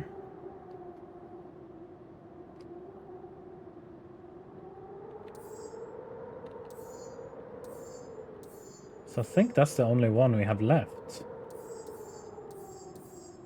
So this gonna... No, hang on, what? Oh, so that did end. They wasn't updated. Okay. So is this the only path forward now?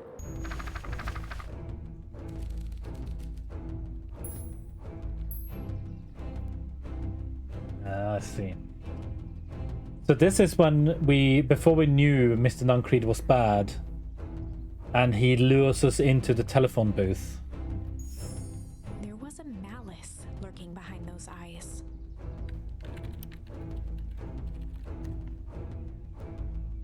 Like a trap ready to spring.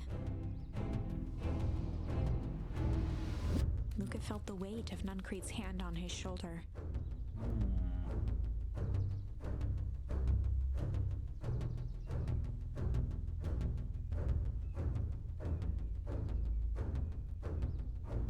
Something wasn't right.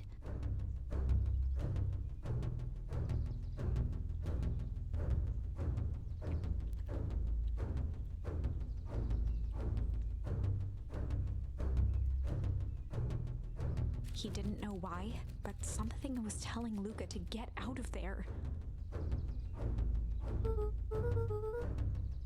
Just want this all to be over.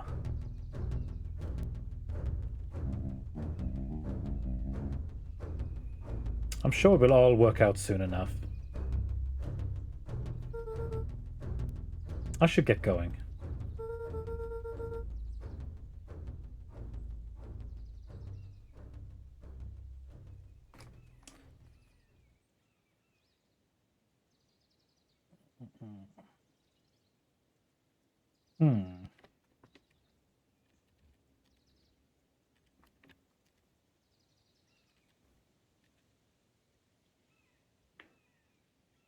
I told Roxy I'd check for Rollo at the treehouse.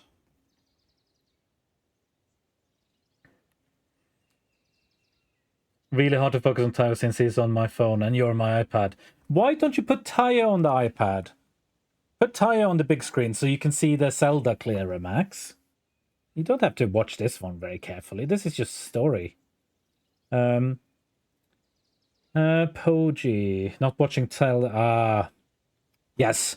I was a little bit like, do I want to watch it? Because I want to watch it just to give him the view, but I don't know. I'm not sure I'm ever going to play the Zelda, to be honest. I haven't played much Zeldas recently. I used to.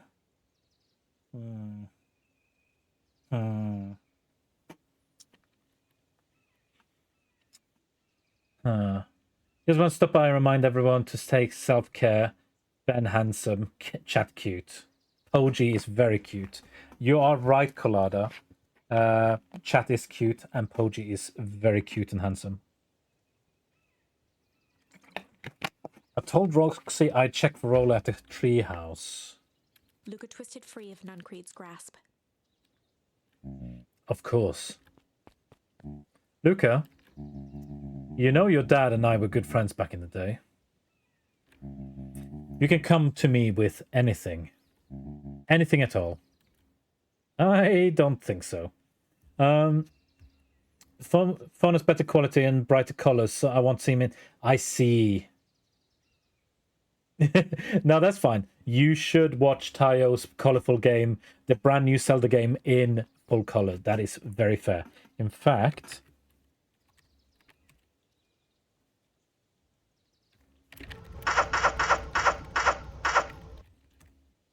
yep.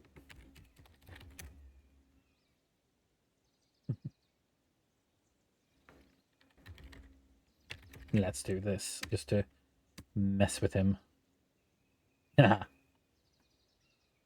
Yeah, for those of you who are not watching Tayo or following Tayo, he's playing the new Zelda game, and it's very exciting and very cool.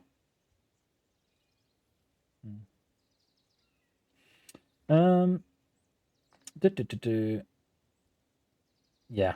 I mean, from what I've seen, Poji, it looks really cool. Tayo is loving it, so it will be cool. You go back to work, Colada, and we'll catch you later. Mwah. Big kisses and hugs for the colada.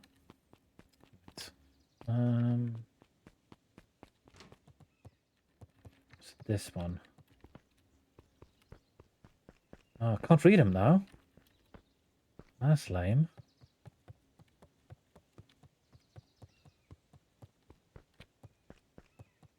So I can go in there, but I can't talk to anyone. That's lame. So this is after I left. I think this is after I left Kitty Girl's house, but I didn't do Stay for the Rain. Okay. Ah, look.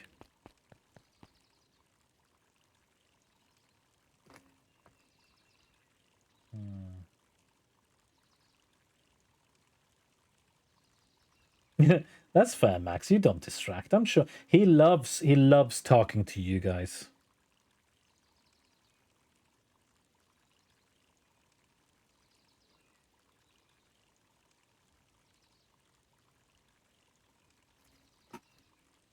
Tayo loves talking to his chat, so you are not distracting or annoying him by messaging in the chat at all.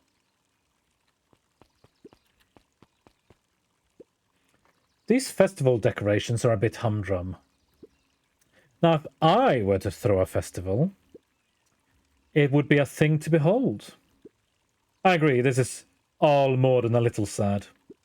It's worse than sad. It's boring. What if we did a little something to spice things up? I'm listening. You know that festival sign waiting to be unveiled? It would be a shame if someone... The two scurried off, eagerly formulating a plan.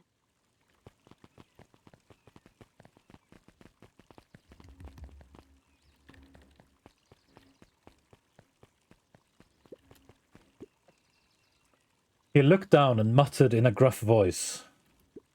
Mama always told me my problems would look smaller once I grew up. But my problems always seem to grow right along with me.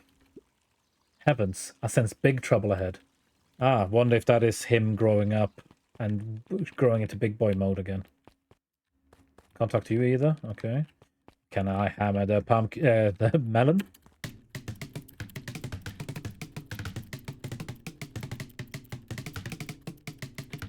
Yeah, Max, I second what Poji says. You are wrong. Shush. Yeah, see? Poji gets it. Poji gets it.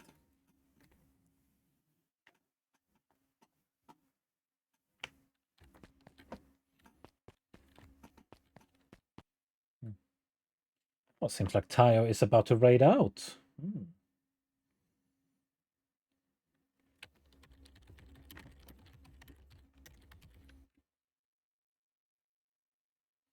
Let's get that. Give.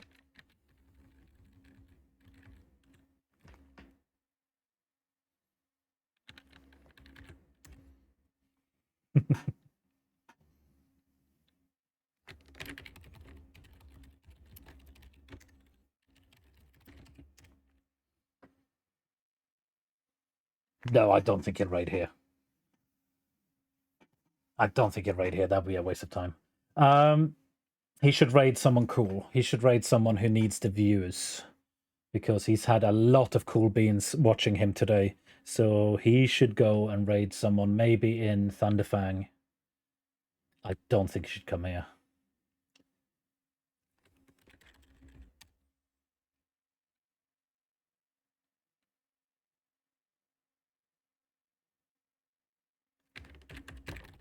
Oh no, he's found me out. He's figured out I'm streaming.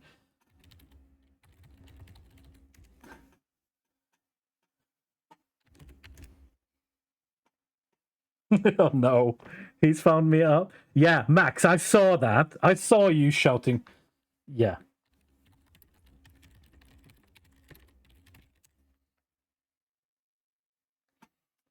Max, you troublemaker. You trouble. I'm gonna get you. I'm gonna yeah, something.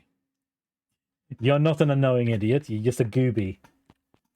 Raccoon Cat is a cool raid person. So, this is the Shopper Valentine video.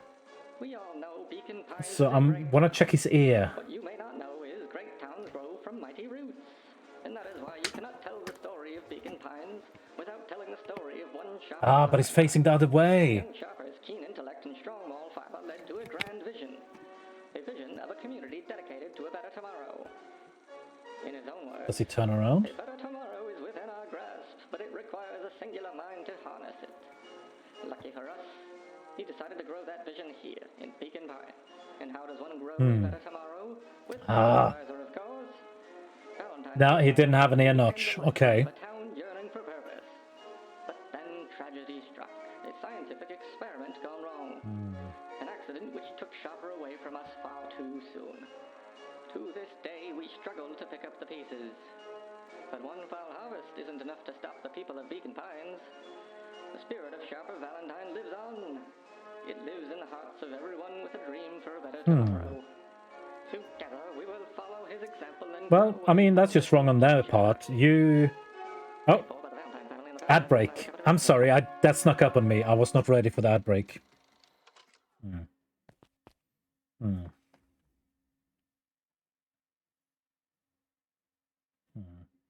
Well, Tayo's raiding out, so... I am... gonna...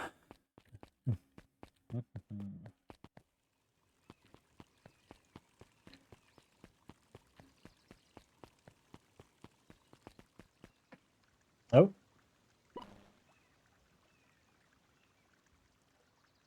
Identify yourself, please. Nelly Modewell. I work here now. I'm unable to locate you on our staff roll. I don't officially start until tomorrow. Mr. Kerr said I could come in early tonight and get a few things done. Hold, please. Clearance authorized. Thank you. Our harvest awaits. So dodgy. They're so shady. All of them so shady. Contact them. Ah. Whoa.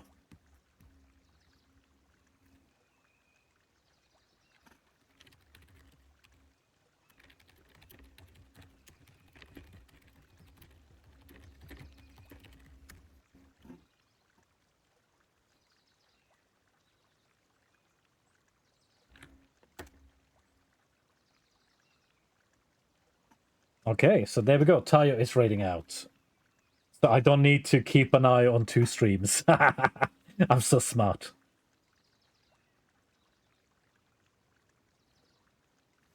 Well, that's true for everyone, Max. A lot of people want to talk. And, I mean, if you want to talk to people you like, that's normal. That's not stupid.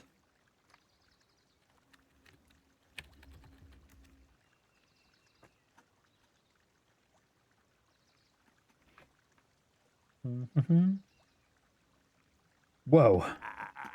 You could get a wrench to the noggin sneaking up on a guy like that. Wow. There we go. Tirade.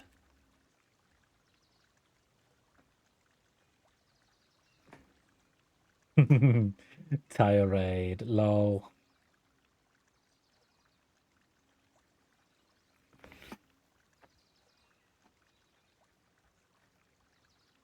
Oh my god, poor Raccoon Cat getting all raided on.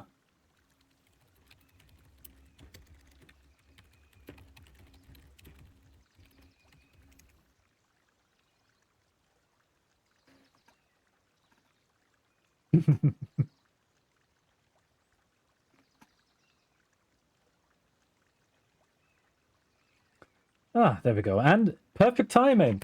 Tayo has raided out, so I no longer have to keep half an eye on our stream. And the ad break has finished. God, it's nearly like I scripted this, isn't it? Yeah, well, I think everyone has moments like that, Max. I don't think it's fair for you to be so harsh on yourself, because we all have moments and we all act like that.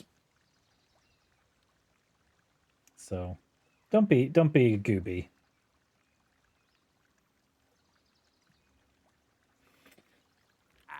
Don't scare a man while he's junkin', sonny. Junkin'? Holy shit. Is that a slang for jorking? Evening, Jeff. It's kind of late to be junkin'. Isn't it kind of late to be junkin'? Might as well ask the same thing of you. Find anything good?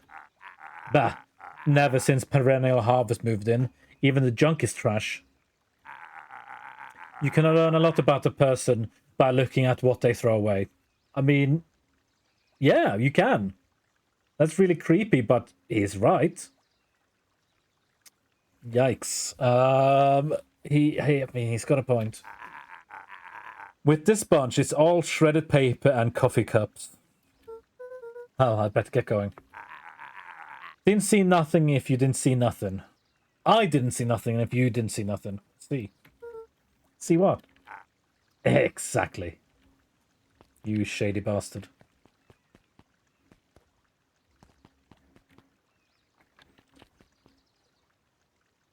Okay, I'm just gonna lower the volume there, and I will let Raccoon Cat play on in the background. I can focus back on you guys, because, yeah, I suppose that's what I should be doing with my time. Hey, Tom. Yes, this game. It's very good. You're right. Look at this. Every one of these is a branching path. And you have to keep playing until you find the solution. And we have found a lot of bad endings so far.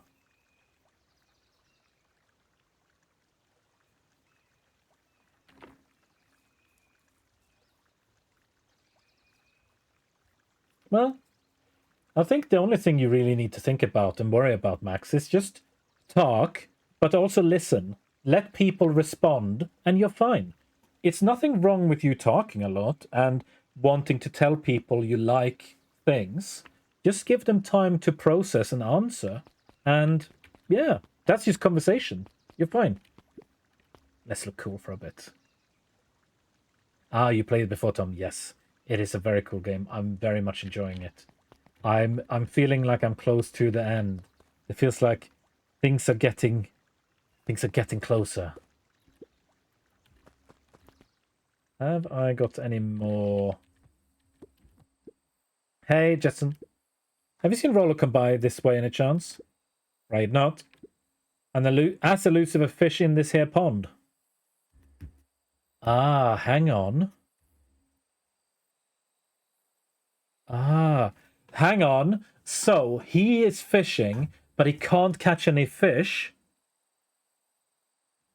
He can't catch any fish because when they relocated the town, they just made a pond, but they didn't put any fish in it. Ah. Now.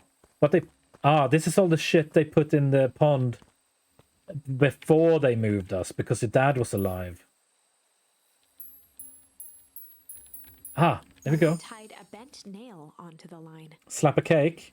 Yeah, you can tap at the cake a little bit if you like. If all you have is a hammer, then everything is a nail.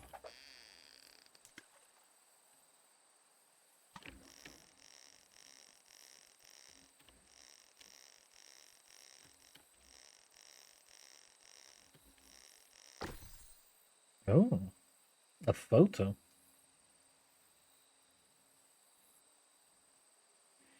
Really good at having real conversation and not just talking away. I'm able of having conversation for way too long, and after some time it annoys people. Well, my question for you then, Max, is, does it annoy people, or is it just that you think they're annoyed? Do you know for sure that they're annoyed talking to you, or do you just get self-conscious? It's a photo of you and Uncle Joseph. Oh, Mr. Nuncreed. Let me see that. Huh. Look at those two young fools. How did they end up at the bottom of the pond? Who can say? Some things are just hard to explain. I miss Uncle Joseph. How come he doesn't come fishing with us anymore? Because he's a shit prick. He's busy with his new job at Valentine's. What's a new job got to do with him fishing with us? I don't like him. It's complicated. Like I said, some things are hard to explain. Well, that's quite a haul. I just got an achievement for all the fish. Feels like a good time to pack up. Oh, just a little bit longer.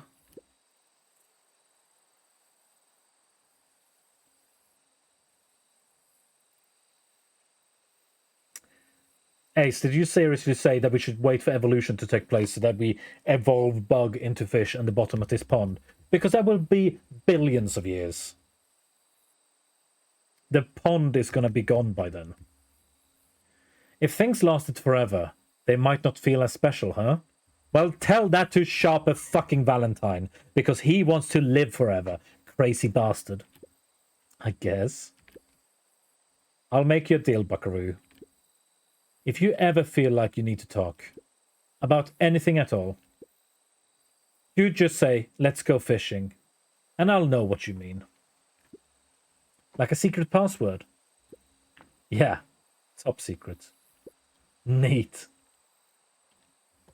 Yeah, he's so fucking cute. We got all the stuff. Well, Max, I will take your word for it. I'm just saying, from my experience, you have been nothing but a sweet bean.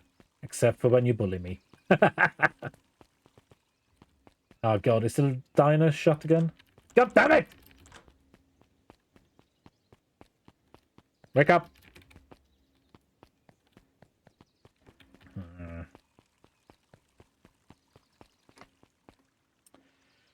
Right, is there anything happening here?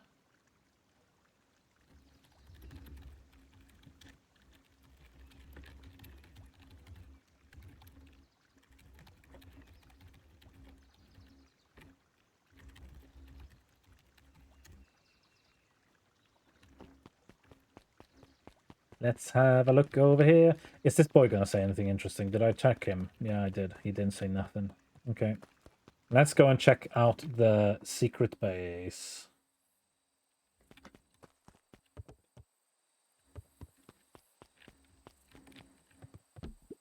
Rollo? He aired a long holler into the woods. Rollo!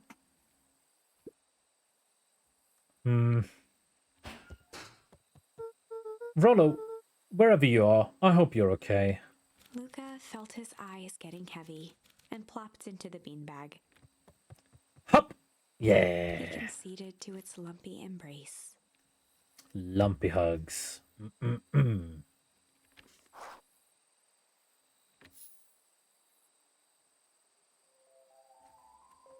Once again, Luca found himself in a vast black expanse.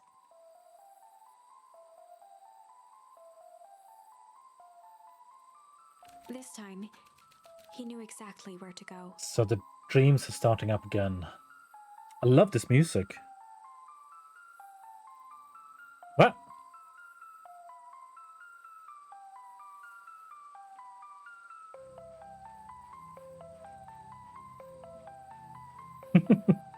Poji, what are you subscribing for, you gooby? Save your money. No, you're the nerd. Shush. coming here, subscribing to me like a gooby. You goobatron. Well, you get some mediocre emotes. Have fun. Bullying you is quite entertaining, but also that's because I often just try to have myself under control. I've watched again for a couple of months now and just started chatting like 2 weeks ago because I always knew I can be annoying. Well, Max, you know how it is. I got so many subs. Yeah. Poji doing the vibes. He took a single confident step forward. So these dreams are getting crazier. I wonder what they're going to tell us now. The world flickered and pulsed. He found himself standing in front of the frigid air of a blazing campfire. The frigid air of a blazing campfire. Ah, because of the source.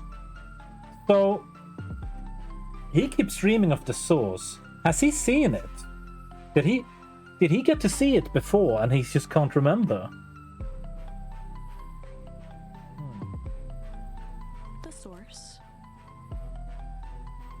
Ah, the source. He plopped down cross-legged and gazed into the cold flame, waiting. How does he know about the source? In this timeline, he shouldn't know about the source. But in his dreams, he does. How would he know, though? Did he see it as a kid, maybe?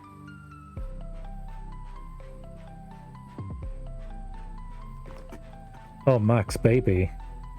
It doesn't matter how tall they are when they're on their back.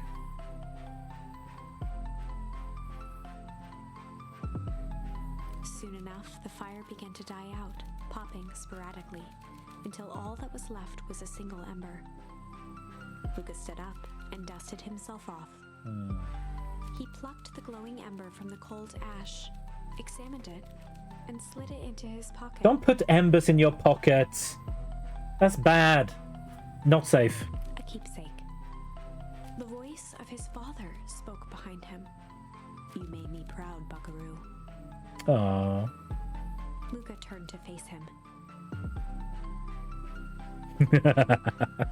Oh, sorry, Max. I didn't mean to make you blush again. Dad, what is this place? A warm grin grew across his father's face. A place where everything that has been and everything that could be all wait together. Luca found himself staring at his father's face, trying as hard as he could to memorize every single detail. Wait? For what? Another voice spoke out as Luca's doppelganger stepped forward. Oh, no. Ah. That's up to you. Without knowing why, Luca began to weep. Is any of this real? Are you real? Luca's father bent down to smudge away a tear. Of course. I'm as real as the part of you that misses me. Luca turned to look at the older version of himself. And you? The doppelganger choked back tears. I'm as real as the part of you that's angry he's gone.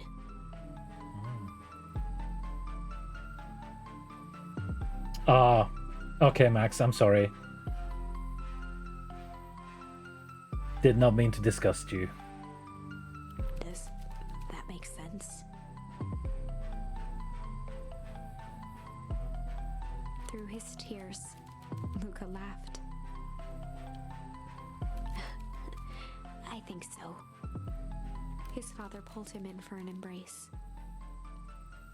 Time to go, Buckaroo. Time to go. Luca was startled from his dream by a banging on the floor.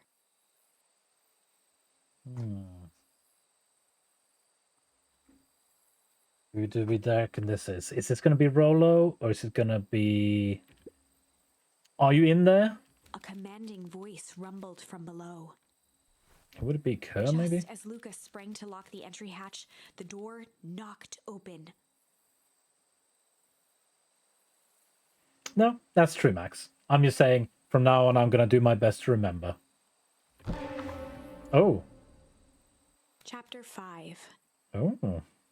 Dangers big and small. Lucas stumbled back. He heard the rope ladder creak under significant weight. Is it Nuncreed or is it Kerr? I don't know that any of them have ever been in the treehouse. Also, Felix, thank you. I am a good boy. You are right. That is true. Keeping his eyes fixed on the hatch, he inched backward to the balcony.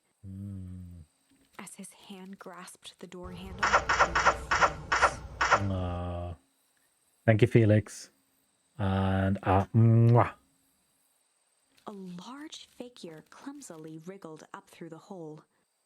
I think it's Nuncreed. No. Stop right. Is that Rolo grown up? Is that aged up Rolo? Or I'll... Sheesh. I know it's dark and all, but I figured you'd recognize me.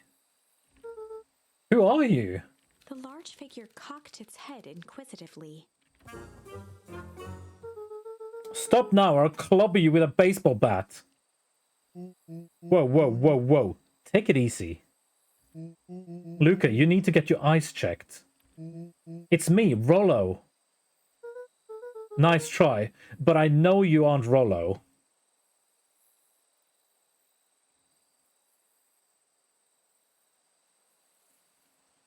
Yeah, in Germany, it probably has a different meaning. That is probably fair. You're like one of his random uncles or something. Where is he? Haha, uncle? Luca, quit messing around. It's me. If it's really you, prove it. Flaming chicken coop, Luca.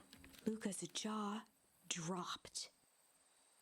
He peered more closely at the man standing in front of him. Something about him was undeniably Rollo. Only bigger, older, changed.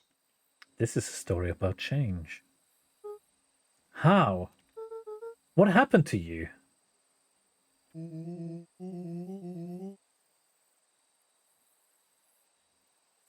Yeah, I mean, that's true as well, Max. That is true.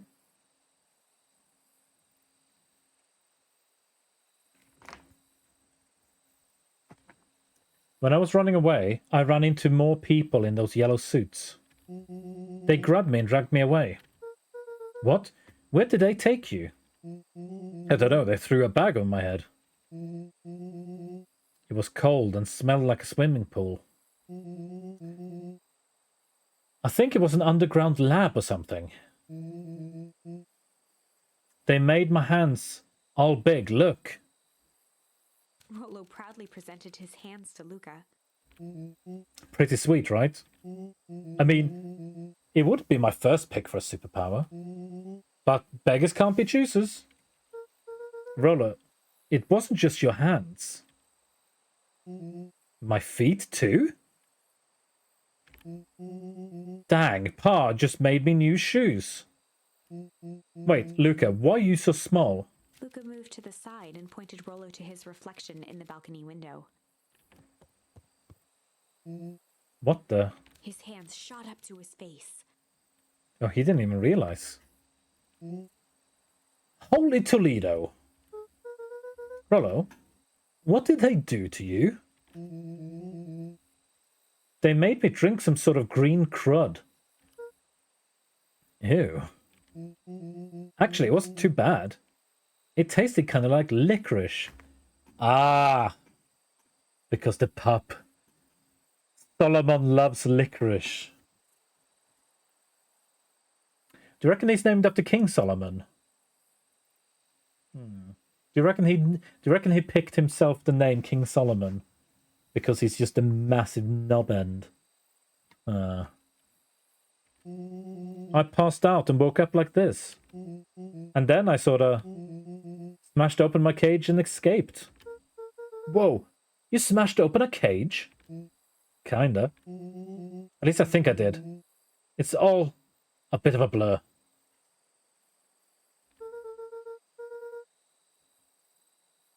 You have a licorice drink, have you, Tom?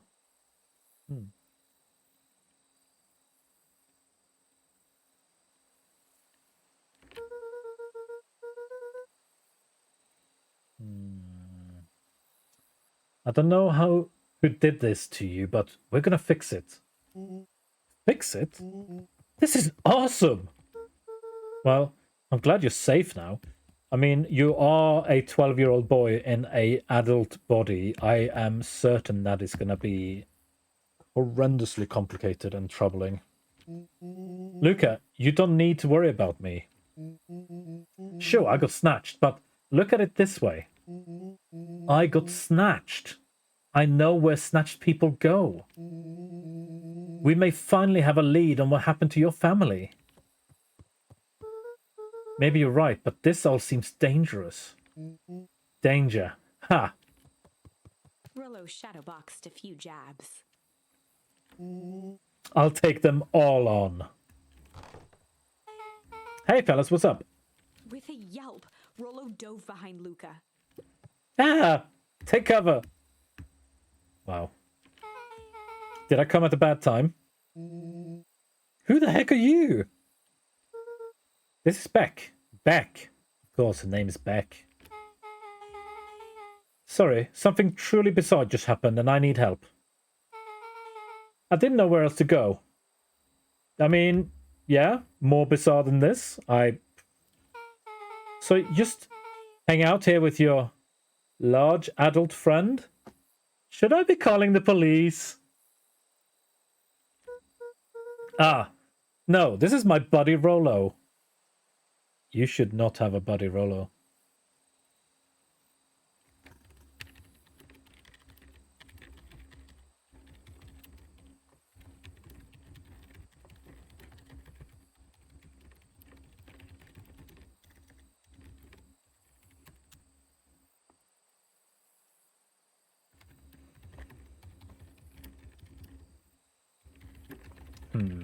Sorry, just got a couple of messages here I had to respond to real quick.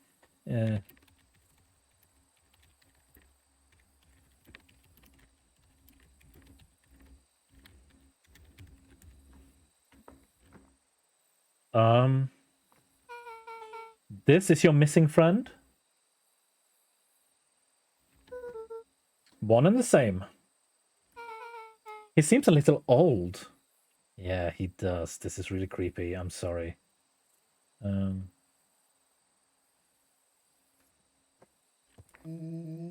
I'll have you know, this is a recent development.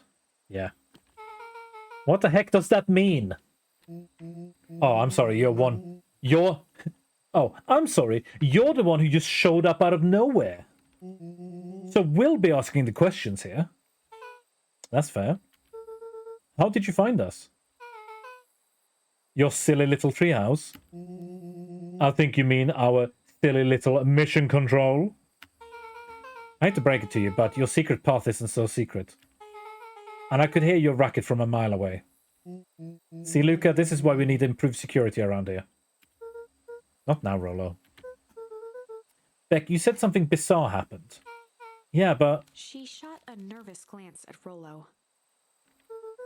Anything you can say around me, you can say around Rollo. There's been a weird day all around, hasn't it? Yup. Beck's eyes narrowed. Okay. So it all started when I made it back home. My first order of business was to try and salvage my hair. Ah, yes, because she got goops kicked in her face, which gave her grey hair. So I dyed it with some stuff from the chemistry set my mum gave me. Okay. Just need to play it cool. And hope no one notices. Notices what? Oh, nothing. I was just... Come over here and let me have a look. If you want to hide your hair and hope that no one notices, maybe tuck the hair into the beanie? I mean, radical suggestion, but if you don't show it, it's going to be less obvious. Oh, honey, what in the world did you do to your hair? I just kind of felt like a change. This is going to take forever to grow out. You're the one who said that change was a good thing, right? I was talking about your mother's new job. I was talking about us moving.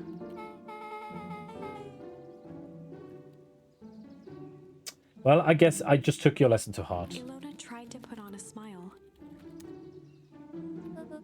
Before I forget, I came up here to tell you that Nelly had to go into work. Tonight? Her and Mr. Kurt decided it would be good for her to get some things done before tomorrow. Well, I hope she gets paid for it. That Kerr guy seems like a grade A creep. Beck. He is. Him and his weird cult of personality. You're not going to ruin this job for Nellie. It means too much for her. To her. Oh, I know exactly how much it means to her. It means enough to her to exile her daughter to this podunk town. This place sucks. The people are weird. You just don't know them yet. It's always cold. We're in the mountains, you'll get used to it. I can't even pick up a single decent station on the radio. It's all banjo music from farm reports. You know, I grew up in a town not different from this one. Not that different from this one. Is that why you're better at talking to plants than people? Okay. So here's what we're going to do. First of all, you're grounded. What? In the morning, I'll have Nellie come and see what you can do about fixing your hair. You need to look presentable for the festival. What's wrong with that blue streak, though? It's fine. But not another peep. She sighed, and after a moment, looked down at Beck sympathetically. I'm no moving is hard, honey. Yeah. It is Essie Fox.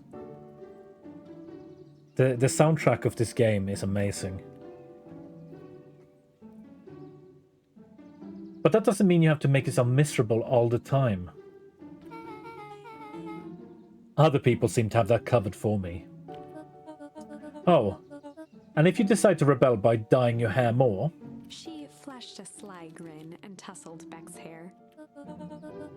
I'll just have to shave it up for you. Shave it off. Think of how rebellious you'll look then. Very funny. Thank you. Joke's on you, I think girls with short hair or no hair can be quite cute. Natalie Portman in V for Vendetta, for example. Really rocked that look. Sinead O'Connor.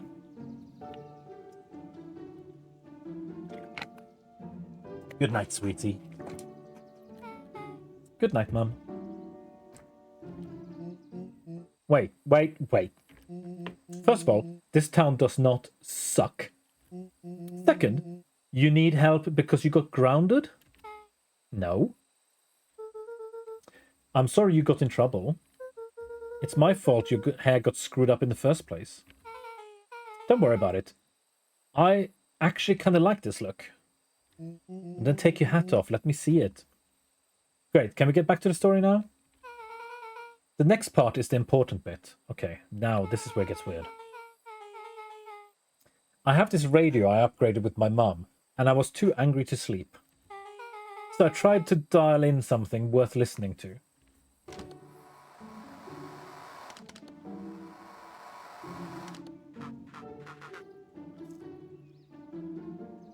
Bum, bum, bum, bum, bum. Ba-dum, bum. Mr. Kerr? Are you there? Mr. Kerr? Yes, I'm busy. What is it? Apologies. I have the founder on the line. Ah. They are letting everything slip now that we're getting to the end.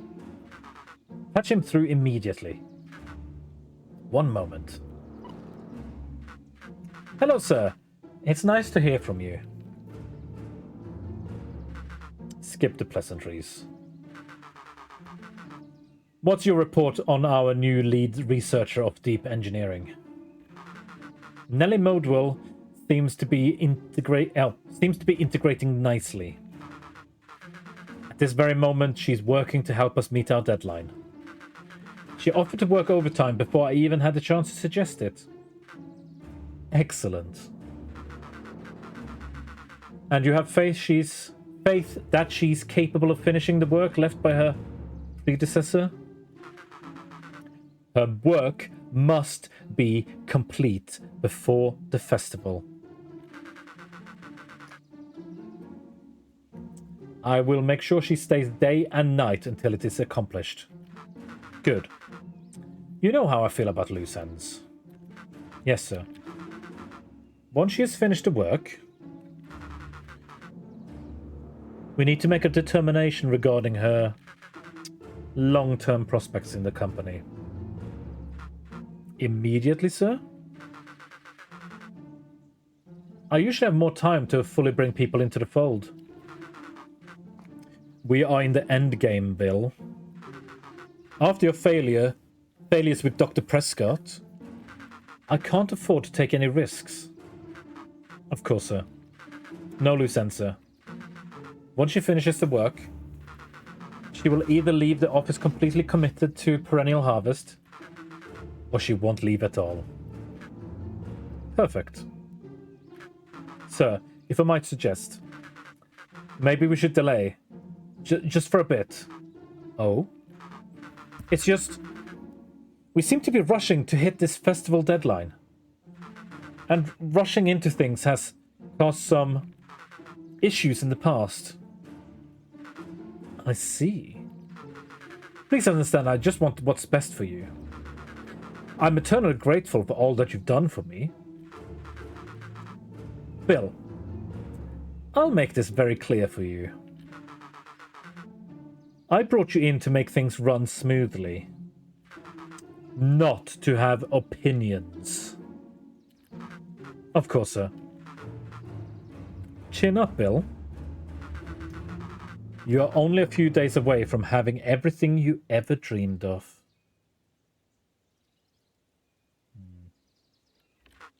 Yes, sir. Thank you, sir.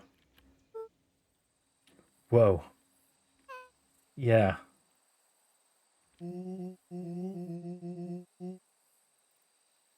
Just to be clear, when they say loose ends, they're talking about murder, right? Like, actually killing someone. Capital murder.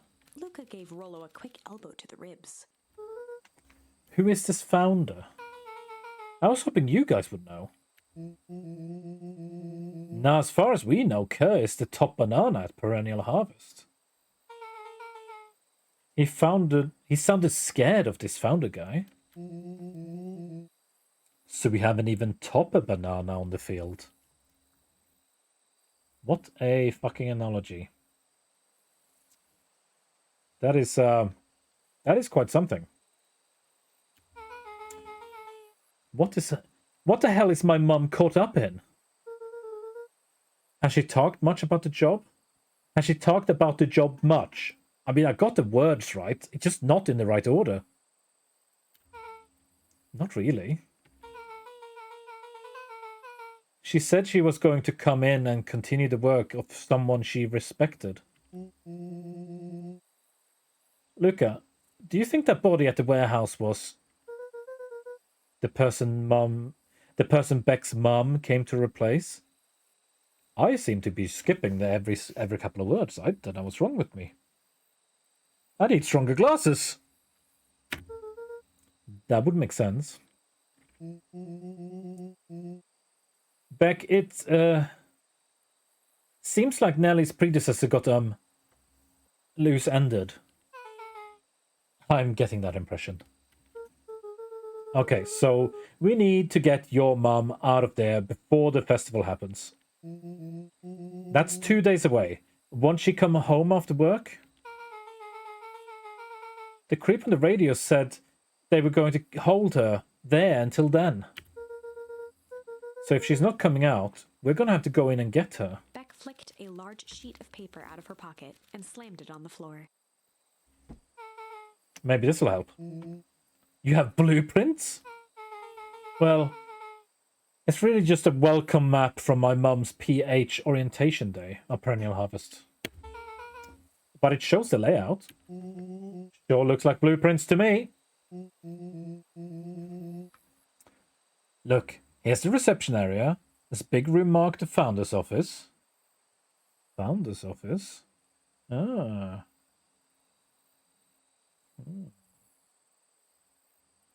So, are they finally going to put 2 and 2 together?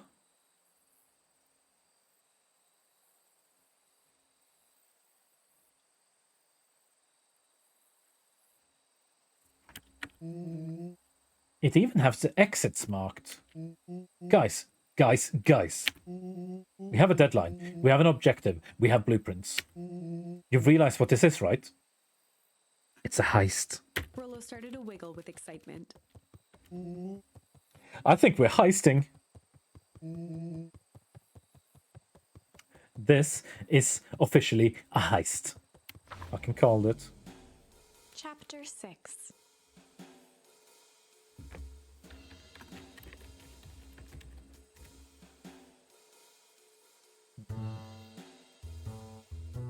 The heist. Heist. They spent the night's end huddled around that small map, formulating a plan to infiltrate the headquarters of Perennial Harvest. It would be no small feat.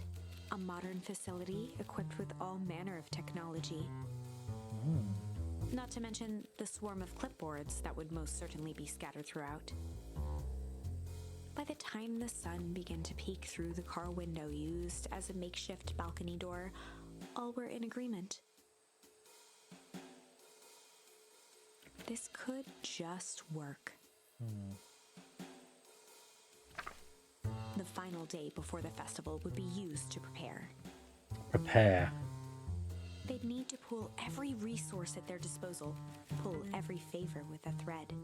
Even enlist some unsavory characters around town with important tasks only they were suited for. Is that Iggy they're thinking of? Luckily, there was enough ill will and mistrust toward Perennial Harvest that alliances could be found at a bargain. Well. Hello there, little plap. It's a Fetzy McPlappin. How are you doing, Fetzy? How is school? Have you gone to school yet? Are you back from school? Boss? I am boss. What do you mean? I'm a good boy as well. School's over? You're back home? Oh gosh, that is nice. Luca, Beck, and Rollo rubbed their eyes as No, they exited can't the hump me treehouse. here. I am impervious to humping. This is my safe space. He hadn't slept at all that night. There was no time. The festival was to begin in one day, and they each had their assignments. You are a goober, Fetzy McPlap. Alright, quick recap. No. You cannot. Nope. Nope. Probably you're gonna talk to Roxy. Cordially. Without her and Fitz, this whole thing goes bust. The artwork of the game, because if that's it, yes, it is very cute, but it is sort of a horror game because it's got some scary moments in it that are kind of grotesque. But yes, the artwork is amazing. Me? Cordial is my middle name. Uh-huh. And how do you plan to explain your new He waved vaguely at Rollo's sizable figure. circumstance? Bah, she'll be so happy I'm alive, she won't even notice. Beck snorted an involuntary giggle. And Beck, you're sure Ilona won't just shoot this whole thing down when she hears it? She'll listen.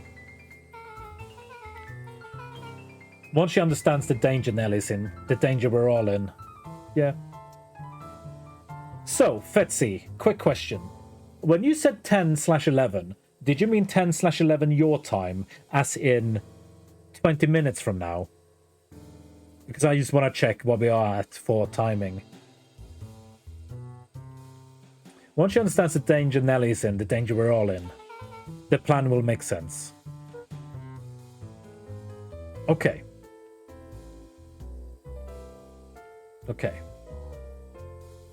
Okay, 20 to 1 hour. Okay. Right. Well, in that case, maybe I should start thinking about raiding out soon. Because I need some nummies. Just a little num, just to see me through till morning. Okay. That leaves me with Jeff, then Iggy. How are we going to persuade them? You eating dinner? Have to charge. Yes, fair. I'll think of something. I am not Nomis. Betsy, have you had Bonoi? You can have Bonoi pie for dinner. Got a head pat Bonoi pie for you. Think of something. They each looked at each other with sleepy confidence and nodded. Well, Godspeed. Enlist the help of Jeff. Okay. Enlist the help of Iggy and Tish. Iggy and Tish?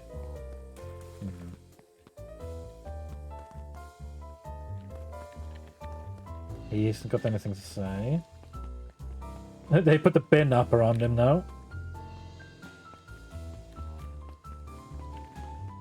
I just want to see if I can get any more. Can I get any more burgers made? Because those burgers were disgusting.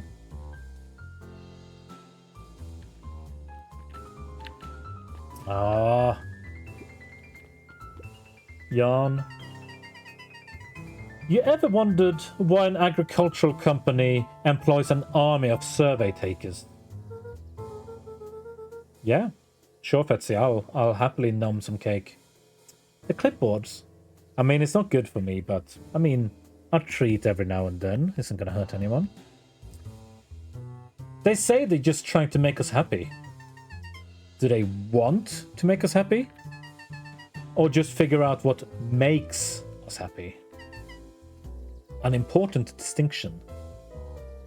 Yes, indeed. And we know the truth. Okay. Right.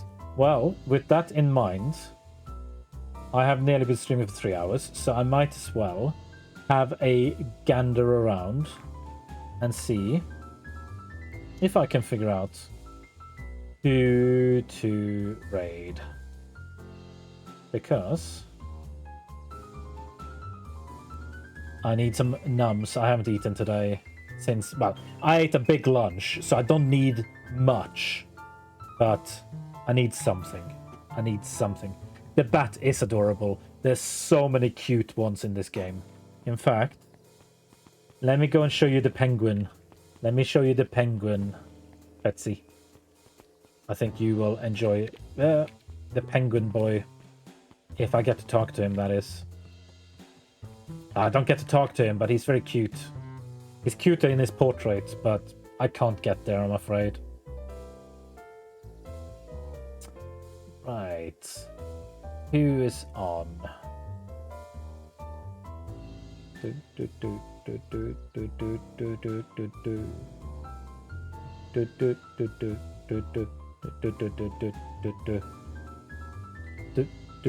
Ah, I have a target.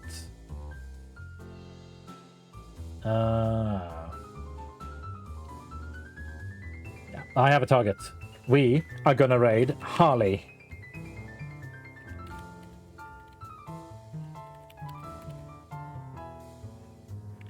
Let me just make sure I type that right.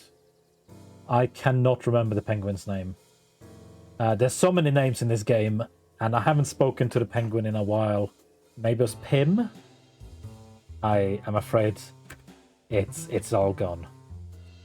But yes, we are gonna raid Harley.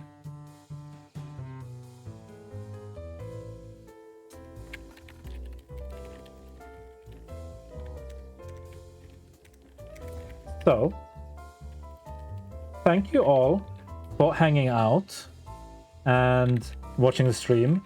I had hoped we were gonna finish the game tonight, but Cardo, I was nowhere near. Thank you, SC Fox. Yes, we are gonna raid Harley. So if you all be so lovely, this is the raid message. I hope you all have a nice evening, and thank you for hanging out. As I said, I'm gonna be gone for the weekend. I'm gonna be away having fun and games. So I will see you sometime next week. Thank you for the kisses, Felix. You all have a good evening, and I will see you soon, okay? Bye-bye. Mwah.